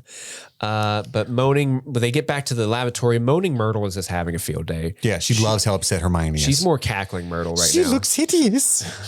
Can we wait till you see what she looks like? It's awful. But yeah, Hermione did not take the hair of the third one. She took the Millicent hair. Bulstrode. I'm not going to remember that name. Oh, really? All the Star Wars stuff? Millicent Bulstrode's too much? How much more? Carvely Darklar, Does I this- will remember. Does this girl show up anywhere else in these movies? No. Exactly. One and done, baby. Out of my mind. One and done. Mrs. Norris was one and done. But she took the cat's hair. So Hermione looks like a weird cat creature. And I thought she looked Look at cool. your tail. And Ron's like, he's like getting a furry vibes. Like, he's better like, not awaken "It's your anything tail." in me. I'll be real sad if this awakens something in me. So Harry finds. We all wonder that, right? About Polyjuice Potion. Like, can you just like play with their cock? You know what I mean? What? Like, What? Do you assume their face? Could they pull it out and be like it's Crab and Goyle's like wiener, not their own? You know what I mean? I assume that's what happens. So everybody has to be like, can you imagine what you could do? Could there's like a shot of Harry and Ron just like looking down like, Yeah. like, all right. Yeah. I never thought of that. No. I love how Andy came in real hot. Like, we've all been thinking this, right? Can we talk about this truth about we've all been thinking it? How have we not? I'm telling you guys, there's some fucked up shit going on in Nocturne Alley with Polyjuice Potion. You've been reading too much Rule 34, my friend. I'm telling you guys, there's some fucked up shit First going off, on. can we in just, Hogwarts. okay, so you're saying in a world where we're all adults, right? And we're like drinking Polyjuice Potion for Jennifer Aniston? Sure. Had I ever thought about that before? No. I mean, come on. It's right there. Well, Andy, Anyway, you're on my team, buddy. Come on, let's go. We've all had these thoughts. But Harry, how does he get the diary? Because my next note is Harry talks to Book, Tom Riddle's diary. So Harry we and Ron find are- out later how, but he finds it in the bathroom. Harry and Ron are walking. that's right, And yeah. the hallway's flooded, and they're like, "Simone and Myrtle, let's go see what's going on." And she's like, "Somebody threw a book at me. I'm real sad." I think it's just Harry even. It might be Ron with him. But yeah, they go in the bathroom and she's like, somebody threw a fucking book at me. Everybody hates me. So Nobody he takes the likes book, me. starts talking to it, like writing in it. Like, do you know who opened the chamber? He's like, yes. He's like, will you tell me who? And he's like, no. He's like, oh, well, I hate you then, Book. And Book's like, why are you being mean, bro? Here, let me show you. He's like, I'll beat Book. your ass right now, Book. Oh, Book. And then he takes him into the memories of Tom Riddle. Yeah. And you also see a young Hagrid who's still very tall, has a pet giant spider. He's friends with Tom Riddle. You see a young Dumbledore. They have not yet CGI Jude Law into that movie yet, but they should. Anyway, young Dumbledore talks to Tom Riddle, and he's like, "Is there anything you'd like to tell me, Tom?" And Tom's like, Yeah, he's just a professor at that point. But What they- was he the professor of? Transfiguration. Like McGonagall? Nice. Was the headmaster Tippett? Dip it. Dip it. Like dip it real good. And dip it. Yes. Dip it dots. Correct that whip. But so Tom Riddle is seeing the corpse of Moaning Myrtle being taken away, and he's like, "Is it true? Are they going to close down school?" And then Well, you don't know at this moment that it's Moaning Myrtle, but yes, that's how Moaning Myrtle died. Yep. The basilisk. Anyway, but when Tom confronts Hagrid about it, there's a spider in the box and that runs away.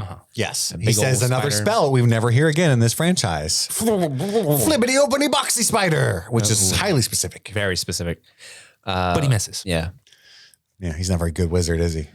So And then Tom turns on Hagrid. He says, they'll have your wand for this. You'll be expelled. And then Harry starts going, Hagrid! You know, everybody's terrified of Lord Voldemort, but we've only ever seen him cast 2 spells.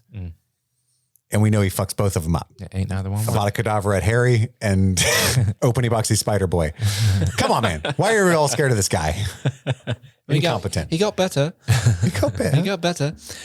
So they go back to the dorm. Neville comes running out. Harry's room has been ransacked, and they took Tom Riddle's diary. Oh my goodness, does not bode well. And this is when we find out that Hermione has been petrified. Oh my goodness, Stupefied. They're about to go to a Quidditch match, and McGonagall's like, this match is canceled. Wood's like, you can't cancel Quidditch. And she's like, well, I did. And then she says, Apparently, we can do a lot of things at the school. We're just now finding out.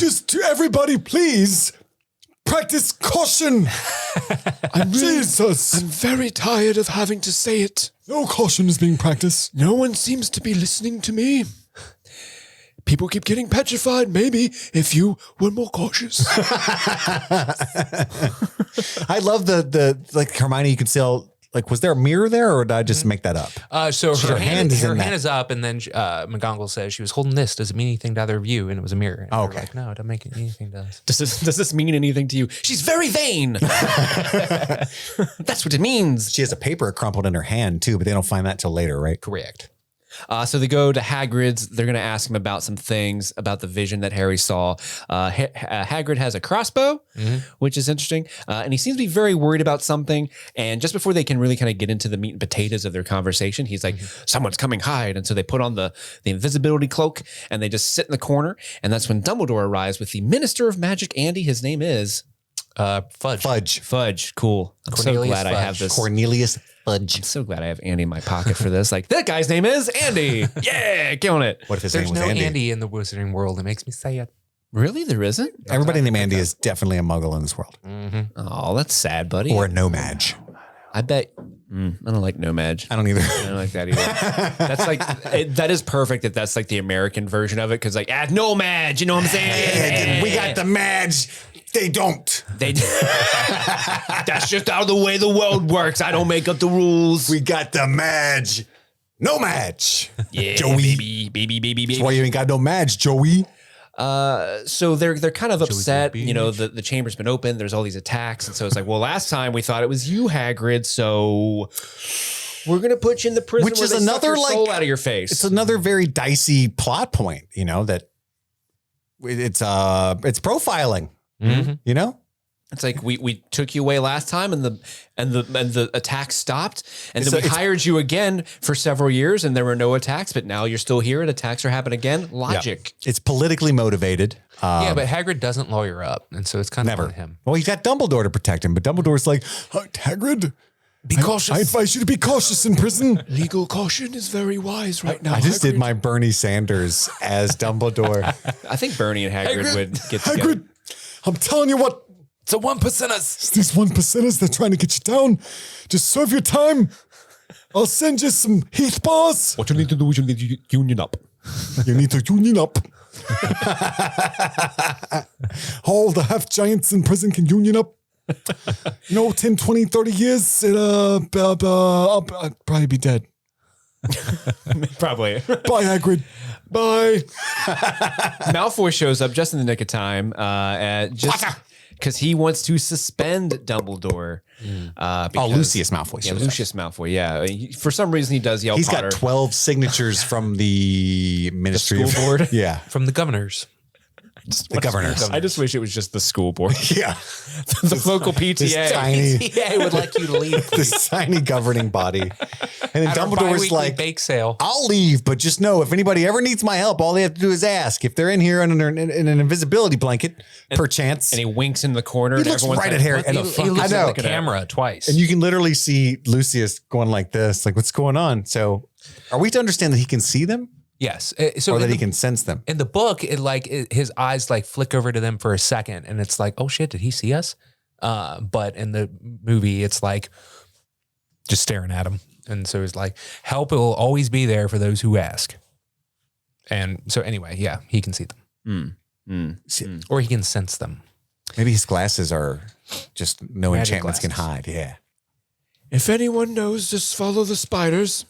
Or no, Well, that's what says Hagrid that. says. Hagrid Yeah. says, yeah, like you Which should is follow terrible the spiders. advice. So then they follow the spiders all the way to this giant spider monster named Aragog, and he tells them Hagrid never opened the chamber. So far, all the sleuthing that they've done has revealed that it's not Draco, it's not Lucius, and it's also not Hagrid, right? Which, as the reader or watcher, you knew anyway. So now you're getting frustrated, right? But what's more frustrating to me is that Hagrid was like, hey, 12-year-olds, go to the giant spider in the forest that has a bunch of smaller, yet still giant spiders running around it, all of which enjoy eating humans. I think that's a good idea for you to do alone while I go to prison, right? Exactly. Can we agree on that? That's a bad idea. That's a very bad But idea. my wife was like, Hagrid's character is such that he's always had a lot of faith in dangerous creatures. And that's just par for the course he for just him. believes that's in what I monsters think better too. angels. He wouldn't think Aragog would do that. But Aragog's like, after I told you all of that, I've now decided to feed you to my children. We're not all bad. Meaning then me. Goodbye, friends of Hagrid. Deus Ex enchanted car saves the kids, Yeah. transports them back to Hagrid's hut. It's the magical Fort Anglia. I was confused that the car shows up, it saves them, and then all of a sudden now Ron has to pilot it. Yeah, It's weird. I didn't like that his hands were on the wheel. No, he has to literally start it. Yeah, And Harry's like, go, go, go. Yeah. Yeah, which is interesting. But yeah, The car's like, use me. I did love how when they finally I get miss out of being there, driven. they finally get out of there, and Ron's like, if Hagrid ever gets out of prison, I'll kill him. Like, I get it, Ron. Same. that was Can a we dumb. panic now? But they visit Hermione and they realize that she is clutching a note in her hand, which is something you feel like they would have caught way sooner. Yeah. Nah. Nah. In the Fuck books, that. they were like sneaking somewhere and they get caught by McGonagall. And McGonagall's like, what are you doing? And they were like, we were going to go visit Hermione. And she's like, it's all teary eyed, like, go ahead. And so like, they don't have any choice but to go. And then they find the note then. Like it made more sense rather than they're just like, oh, we're going to go say what up Right. to our dead friend. And on the page is basically a basilisk, and they decide that that's probably Hermione has figured out what's in the chamber, what's killing people, because Right. basilisks kill people by looking at them. The sequence drives me nuts because they're like, oh, hey, there's a piece of paper. Let's go walk and we'll talk about what's on it. And then they're like, they read some of it and they're like, stop. I'm like, what do you think? They're like, let's walk some more over to this firelight and we'll read the rest of it. And Just read the whole fucking thing, man. hate It's the way one it's page. staged. One page, my guys. But ultimately, they find out it's a basilisk is the monster in the chamber. And the reason it hasn't killed the kids, it's merely petrified them, is because they've all looked at it indirectly. Either like a reflection in the water. Hermione was smart enough to use a mirror. So she did that on purpose because she already figured out that it was a basilisk. Colin saw it through the camera. Hufflepuff dude saw it through Nearly Headless Nick. It also petrified Nearly Headless for no reason whatsoever, but didn't kill him because he was already dead. He's already dead. So it's a really terrible monster. Not good at killing. Not The good only at person killing. that's ever managed to kill is Moaning Myrtle. Which she had it coming. But they realize they killed Moaning Myrtle. And then they see another message that says Ginny Weasley has been taken. Her skeleton will lie in the chamber forever. So, oh my gosh, now we have to save Ginny because the monster has taken her and she might even be dead. And so Gilderoy stumbles up and he's like, oh, so sorry. Dozed off. What have I missed? And they're like, your moment has arrived, Gilderoy. you can Weren't you catch just the saying monster. last night you knew exactly where the chamber was this whole time? Yeah. I love how Snape just is on to this creep from the start. Like, I know you're not. You're full of shit. Well, he's an actual capable wizard. And the movies don't talk about it much, but Snape wants to be Yeah. the defense against the dark arts teacher. Why don't they let him be that job? I don't He recall. would be great at it. He'd be amazing. He'd be so good. Temptation, Stephen. Oh, yeah. It's like me teaching the heroin class. Yeah.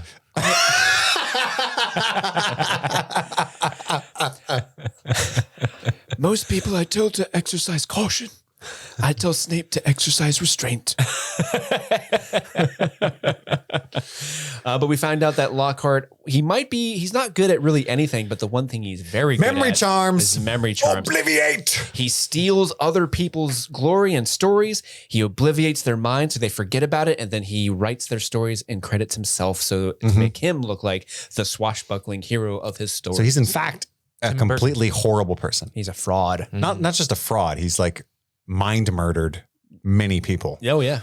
And like 100%. there are like at the end of this book, he obliviates himself by using Ron's wand. And in the book, he lives the rest of his life in a mental institution hospice next to Neville's parents. St. Mungo's. So we can only assume he's done that. Like everyone else he's done that to is just like hospitalized for life. Like he's a horrible person. I just want to point that out. Oh yeah, very terrible. Very But terrible. so one of the things that Harry and Ron figured out when they were reading Hermione's note was that what if the person that died never left? They said she died in the bathroom. What if she never left? It was Moaning Myrtle. So they run to Gilderoy and they're like, hey, if he's going to go try to save Ginny, let's at least tell him what we know. But he's packing his bags. He's out of here. He's like, so sorry, something very important came up. I have to go. They're like, you're the Defense Against the Dark Arts teacher. What the fuck's wrong with you? Let's go. Yeah, so they went to get him to like, help. Here's extra information if you're going to go fight stuff. So they never intended to be the kid heroes. So he draws wand on them, but they were too sly, and they already had wands on him, and so by too sly, they were slightly sly, and he's none sly. so they drag him. Not a lot of Stallone happening in that room. No. So they go talk to Myrtle. They hear a boy's. She says she heard a boy's voice, peeked out the door and saw great big yellow eyes, and that's how she died. He says something in little Parcel use Tongue. your own restroom moment there in Harry Potter. Not a big fan of that. Oh, yeah. Well, that bums me out. He says something in Parcel Tongue, which makes the sink open. Really cool. Yeah, that sink is actually that's a Second neat coolest set door design. in the show because the actual door to the chamber through like the cave snake skin vault with like all the snake heads that relinquish under the like there's a circulating snake lock and then all the snake heads unclick. Like that's really cool. Everybody loves. There's too much snake super cool. iconography down here, though. Like once he gets in the chamber, it's like dozens of giant snake heads down this snake walkway to a giant snake. I'm like, Jesus Christ, And man. it's just Slytherin down there. He's just walking around like, this is so dope. I'm glad I made all this. This is so neat. This is my man cave. I need a TV mounted there. I don't know if you guys know this about me, but I'm a bit of a snakeophile. I wish somebody was down here so we could play snakes and ladders. I'm a big DIY guy. Look what I did. I also like doing the plumbing of bathrooms. I like laying pipe. Question, guys. Yes. Why do they bring Lockhart with them? I think Is they there just a reason They want to like other force- than to use him as like a guinea pig yes. to throw him You down go in the giant hole, holes? coward. All right, it's safe down there. Here we come. What if they murdered him right there? Good. They're like, whoop, guess that's not the chamber. Maybe we should go get rope. Oh, that was just a pipe. Okay, we're not going down there. Gilderoy Lockhart crawled through 2 miles of shit. He turned into Shawshank. Gilderoy Lockhart walked in like a tall drink of water, like a strong wind might but- blow him over. Lockhart pretends to faint. In doing so, he steals Get busy Ron's living. wand and obliviates himself, which causes a cave-in, which is kind of weird. So the cave-in happens. It separates Harry from Ron. They're on other sides. Harry's going to do it all on his own. But Ron does this thing where Gilderoy wakes up. He's like, who Dude, am I? so weird. Who are you? He's completely no threat whatsoever. No threat whatsoever. And then Ron just I love he fucking sits up hits and him he with goes- a rock. He's so... He could have fucking killed this dude. And the only crime, this new person in the world who's just bright-eyed and, who are you, friend? Do you live here? He's like, rock. I love the way he sits up and goes, hello. Hello. His hair's all messed up. Do you live here? Yeah, I was appalled by that. Yeah, he fucking gives him Jesus. severe brain damage. But so Harry presses on. Harry's like, what the fuck? We killed Gilderoy Lockhart? Ron, why? He implied I lived here, Harry. Just because I'm I a don't Weasley. like it when people call me poor. So Harry presses on into the chamber. He finds Ginny, who is petrified. And then Tom Riddle arrives to say that Ginny was behind it all. Haha, via Tom Riddle. She's still alive, but only just. Yeah, he possessed her. She was in a trance the entire time. And after this, and then Harry's like, well, what does it matter? Who are you? He's like, I am Tom Marvolo. Hold on. I got to spell all this out. R-I-D. Shit. I swear it's a real name. Riddle. You know what that stands for? I am Lord Voldemort. Yeah, I did that when I was 16. God, I was so cool. I would just sit in my dorm like, I am Lord Voldemort. Yeah. I also drew Megadeth on all my notebooks. Yeah, and I'm going to start a band. We're going to be called the Death Eaters. It's going to be so fucking metal. I get so much poon. Really, when they jump down the hole with Lockhart, that's kind of where the movie really falls apart for me. Because I'm like, oh, this is pretty fun, whatever. And then this We're going to do evil shit. I'm sorry. I'm still thinking about that. we do so much evil shit. We're going to drink all my buddies' polyjuice potions and look at their dicks. We're all going to get matching tattoos. You're going to get matching tattoos. And you know what? Fuck it. I'm going to get a snake.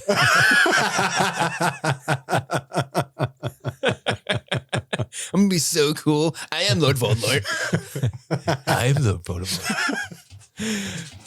Anyway, Big Snake comes out entirely ineffectual, and just like it couldn't kill any of the other children, it can't kill Harry either. Good thing Deus Ex Fox comes out of nowhere because, again, Dumbledore fucks with that bird heavy. That's his full name.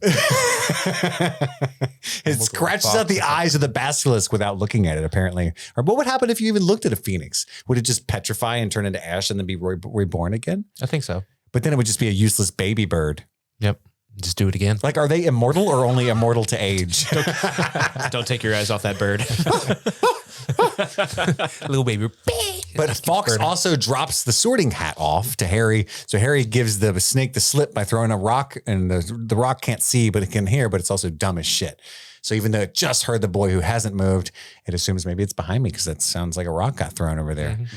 Classic maneuver. Classic. And then Harry's able to pull Gary Gryffindor's sword straight from the sorting hat. You know Gary Gryffindor and his sword that we've heard about. His super tiny, useless looking sword. We all know about the sword of Gryffindor. Isn't he a guys? goblin or something? It's goblin made.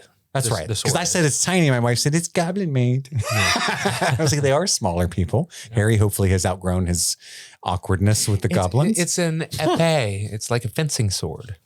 Is it? It's needle. Yeah. Like a needle. Yeah. It's a needle. So he slays the dragon or the basilisk with the sword.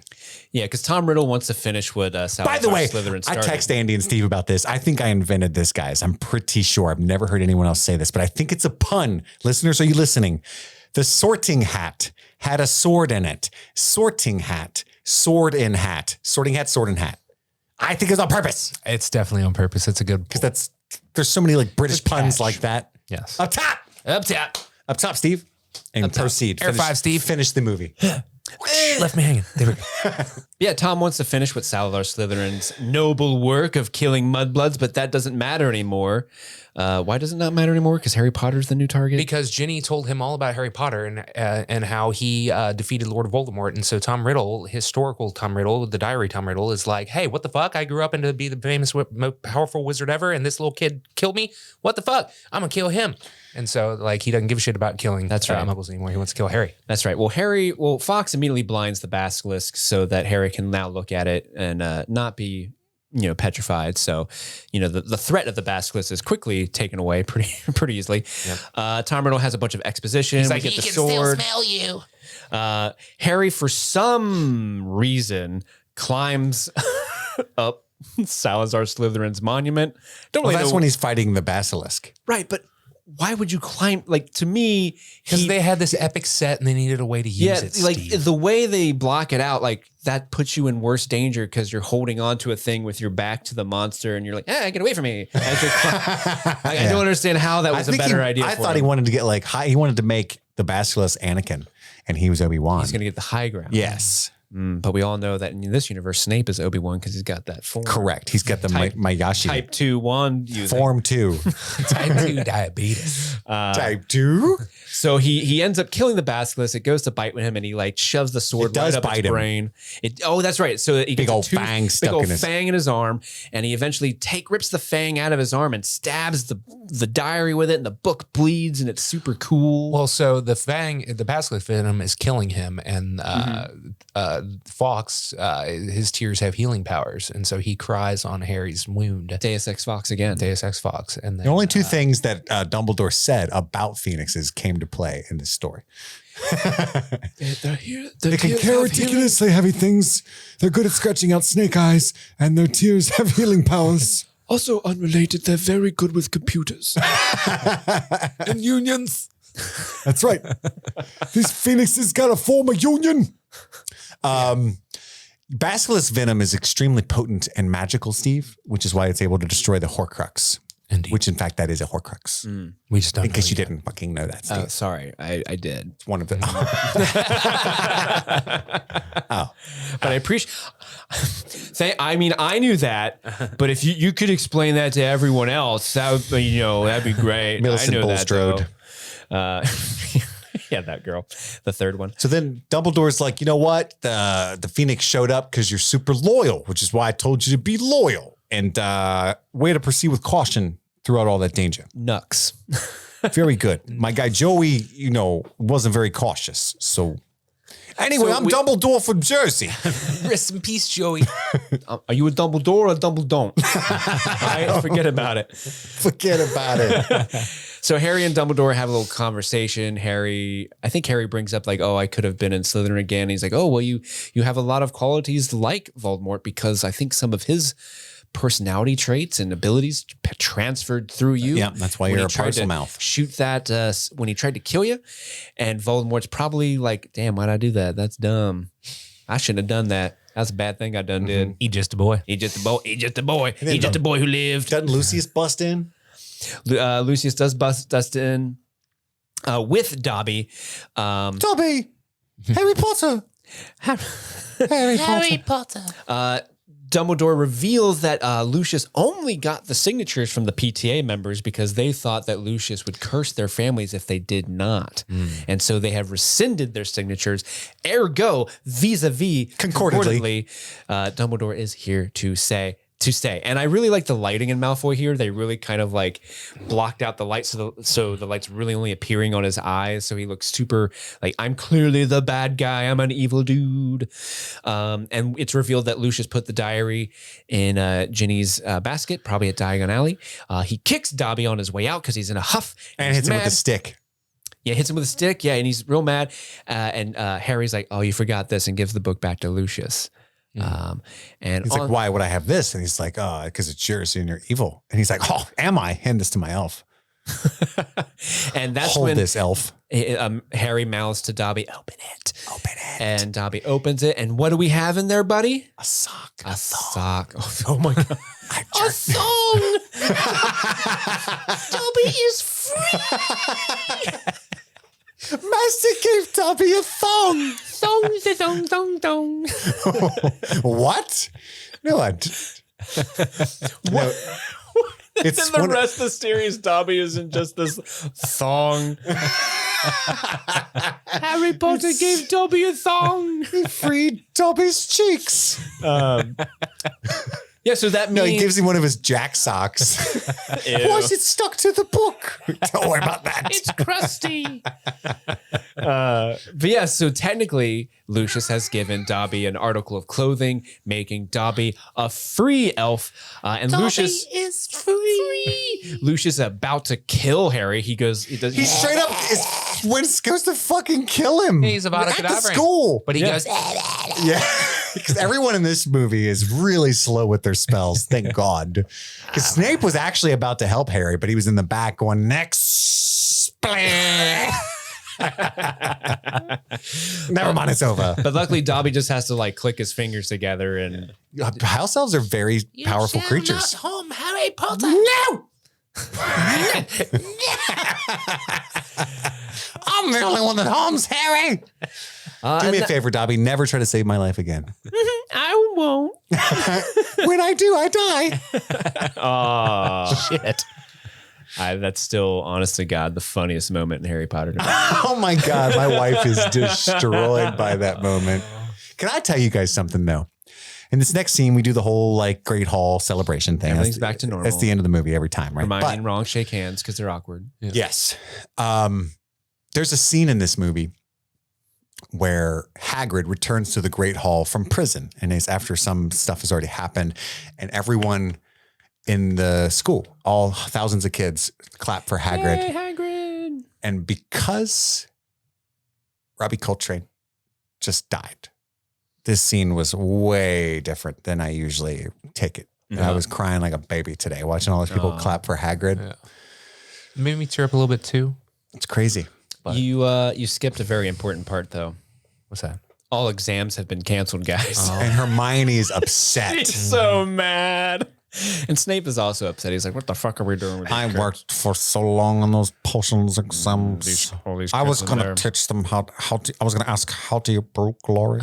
How the fuck does school work here? How do you bottle fame? Why do we even have a job? What about the 70 years I was that a- still need to take their exams in order to get a job? I was a Death Eater. Oh, I can't wait for fucking Mad Eye Moody, my guys. I wish it was played by Brendan Gleeson. It is. Oh my god. Oh my God, it Pippin. But yeah, Hagrid is back. Some ruddy bird named Errol gave his release papers too late, and then everyone's very happy, and we pull out of the windows. Do do do do do do do, and credits, and thus ends Harry Potter in the Chamber of Secrets. Thank you all so much for tuning in. Next week we'll be covering Harry Potter and the Prisoner of Azkaban. But first, yes, that's right, Stephen. We have a couple of questions And from a couple of beans. the folks Yeah, at the Discord. He's trying to end the show early because dude doesn't want to eat these. All right, Chris, you taco asked some beans. questions. Steve, bust out Start the passing beans. those beans around. I'll ask the All questions. right, I'm not gonna look at them. This one comes in from Ghost. We're gonna Russian roulette these. I don't think I'm not going to have a good answer for this, Ghost. What scene from the book did you want to see in the movie, and did they show it? Nearly Headless Nick's Death Day Party. No, they did not. And I'm super bummed about that. Yeah, that's It one was of the biggest awesome. differences from the book, and that's an awesome scene in the books. What about you, Steve? Do you have any answer to that? No. What the fuck is this? Like sour cream? Given how incompetent Lockhart is, what'd you give me? I don't know. I'm not looking at the. Given how incompetent Lockhart is at being a professor, which class would each host want to teach, and would they be a better professor than Lockhart? I would want to teach charms. Oh, Chris just went for it. Oh my god. We're not supposed to. We were I'm gonna. going for it too. All right, I guess we're It's going white. for it. I gotta. Ooh, I don't like the coloring on this. Mine's actually pretty good. I think I got churro. Mine tastes like butterscotch. Which one is it? I think I got churro too, actually, because that wasn't that bad. I got butthole. What was that? What color was It yours? was like white? Off-white? Horchata. Horchata. Okay. Okay. Okay.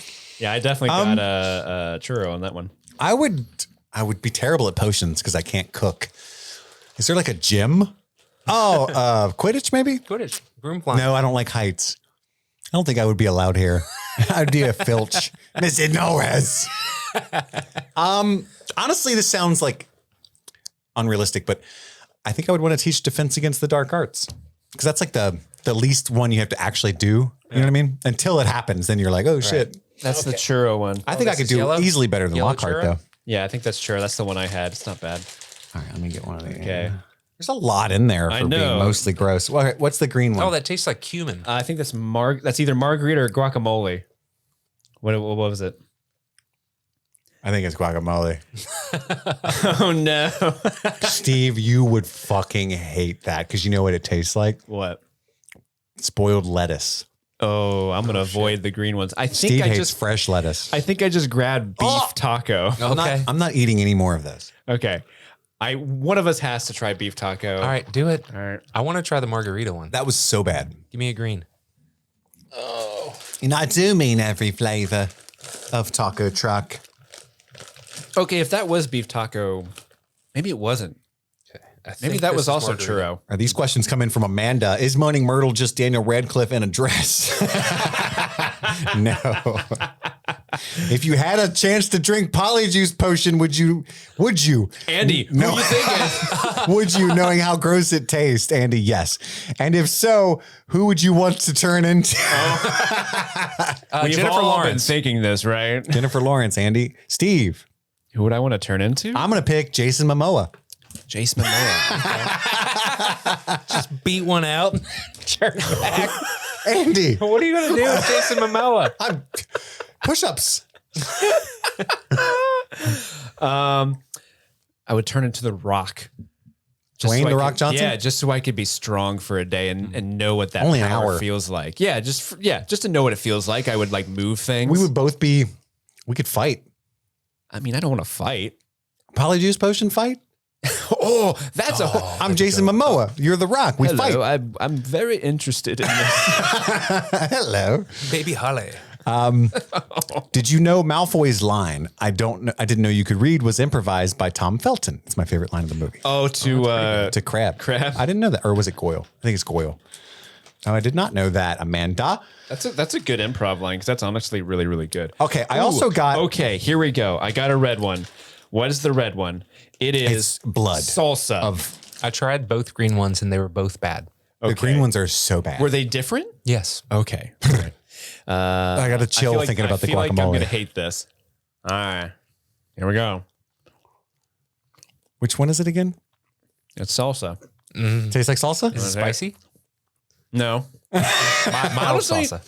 it's not Why'd you get terrible. such a big bag of Brock's taco truck beans? Yeah, seriously, guys, look, listener, Chris, if look you do how big one of this each, it's a bag burrito. is. That's true. We should get With like a margarita.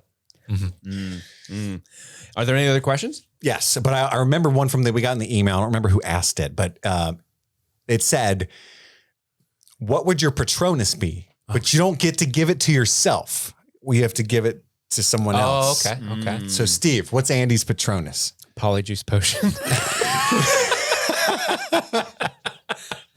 Just a little pile of sludge. I'm going to say a bottle of whiskey. My Patronus doesn't have to be Patronus. It has to be an animal. But animal, yeah. yours It has to is be just an a bottle of whiskey. You're not. all right. You're not pushing away any Dementors with that. An But anthropomorphic bottle of whiskey. can my, It's me, guys. oh, Mr. Hanky, can I have Kristen Stewart be my Patronus? Just a person sup. She's just smoking a cigarette. Hey, I'm Kristen. Actually, that fits. Blows it on a Dementor. I want that for you. Thank you. Thank you. Steve's would be a Gerbil. That tracks. I was going to say koala bear. Oh, I have gonorrhea. Yeah. wait, what? They like all have that. all It's like koalas a have gonorrhea. Wow, I better be issue. careful if I'm ever in Australia.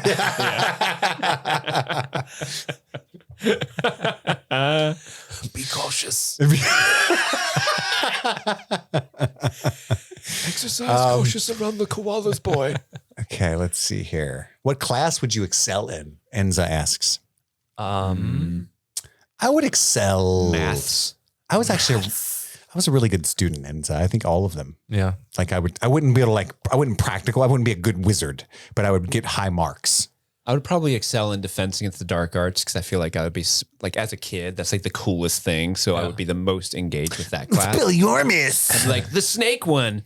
I think I'd be surprisingly good at potions. I could see that. Yeah, with your polyjuice obsession. Yeah, if there was like a potion, if there was a potion that required a pork butt, oh my god, Andy would be all over it. Yeah, That and charms, because I know it's Leviosa, Mm-hmm. not Leviosa. Saw. Let's see what else we got from a couple from Will. What class do you think we would teach? I think we talked about that. What do you think their wands would be made from? What do I think my wand would be made from? So it's like wood and a material. Yeah, right? mine would be a solid fucking mahogany for sure, mixed with Giant pubes. human pubes and sweet tarts. No, Starburst. Mine would be like sour punch straws, like grounded up and then Dorito dust sprinkled on top of that. And what kind of wood? What kind of wood? I thought that was the wood was a sour punch straw. I'm thinking it's like super like glimp. bathroom tile would be the wood. I'm into it. I'm feeling it. I'm Andy? feeling it. Wood would be maple, because I like that for guitar necks. What would be inside of it? Probably like, I don't know, spit and lost dreams. Spit and lost dreams. And then finally, do you think Harry and Ginny are a good match? No. No. But it's mostly because the character work on Ginny is nada. She's not a person. Yeah. It's such a bummer because even from like early on in this movie, it's like Harry and Hermione have like a chemistry, which is weird to say when they're children, but like, I don't know, like the way that they're written and the way they interact throughout Especially the story. later, like, when they actually form more personalities and stuff. I can see that for sure. Yeah. I think that he should have ended up with Luna. Yeah, that'd be cool. Because like he takes her to the ball and stuff, and like she ends up kind of becomes part of the gang like naturally instead of just like I'm the little sister, And yeah, I think plus No one's feeling the Chotter, They're not they don't ship Chotter. What is that? Cho Chang Oh, and Harry Cho Chang. Potter. Oh. Yeah, somewhat. I would like to see him with Dean Thomas personally. It's all about chemistry and timing, and the timing just didn't work out for them. True. That's right. Sometimes life That's how life love finds is. a way, Yeah. as they Life say. Finds a way. Are we done now? Did I forget anything else? I mean, I'll allow it. did I forget anything? I think that's all the time that we have. Thank you to all of you who listen. We've got some more episodes coming out this week, but next week will be Prisoner of Azkaban. And then who knows what? Look forward to our coverage of The Last of Us in January. Email us at any time at streamingthingspod@gmail.com. Go to patreon.com/streamingthings to, email us stuff. We're on Twitter at streamthingpod for as long as Twitter exists. I just started an Instagram. You can follow me at Movies Are Therapy if you're on the gram. I'm new to the gram. So gram me, bro. That's all the time we have right now. My name is Chris. I'm Andy. And I'm Steve. I'm throwing this bean into Andy's mouth. Oh, it hit a tooth. Failed. That looked like it hurt. And this is Streaming Things. Happy streaming.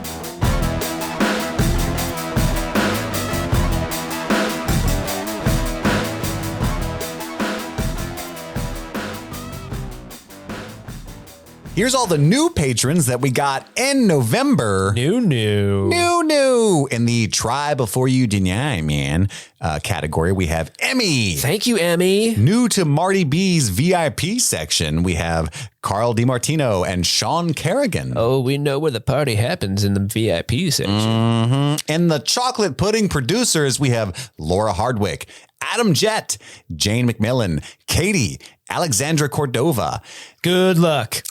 Silja Hiljet Skachim. I'm Nailed it. very sorry. That's obviously Icelandic, maybe? Maybe. Norwegian, maybe? Maybe. Anyway, sorry for butchering that, but I tried really hard. I think it's ruder to not try. That's my opinion. Try before you deny. Yes, right. Try before you deny. What if Silja Hiljet Skachim is a little girl, man? Cheyenne Bragg, Aaron Carr, Christy Ellens, Aaron, Toby Sands, Keenan Chu, Victor Weaver, Tina Gomez, SJ Dog 21, Kaylin Swift, Sharon Linden, Josh Seidel, Zoe Schubert, Andrew Diaz, Jada Haley, Nick and Aaron B. Thank you, Nick and Aaron B. and everyone else you said. I don't know why I specifically said their name. And in the Friends Don't Lie producers, we have Megan Stolarski, April Palmore Sullivan. Thank you so much, and Friends Don't Lie. And we've got some people who upgraded. Newest to the Try Before You Deny producers is Jeanette Murphy. Hey. And recently joining Marty B's VIP section is Jacob Schlier and Trisha Bueller. This section is open to all. Bueller. Bueller.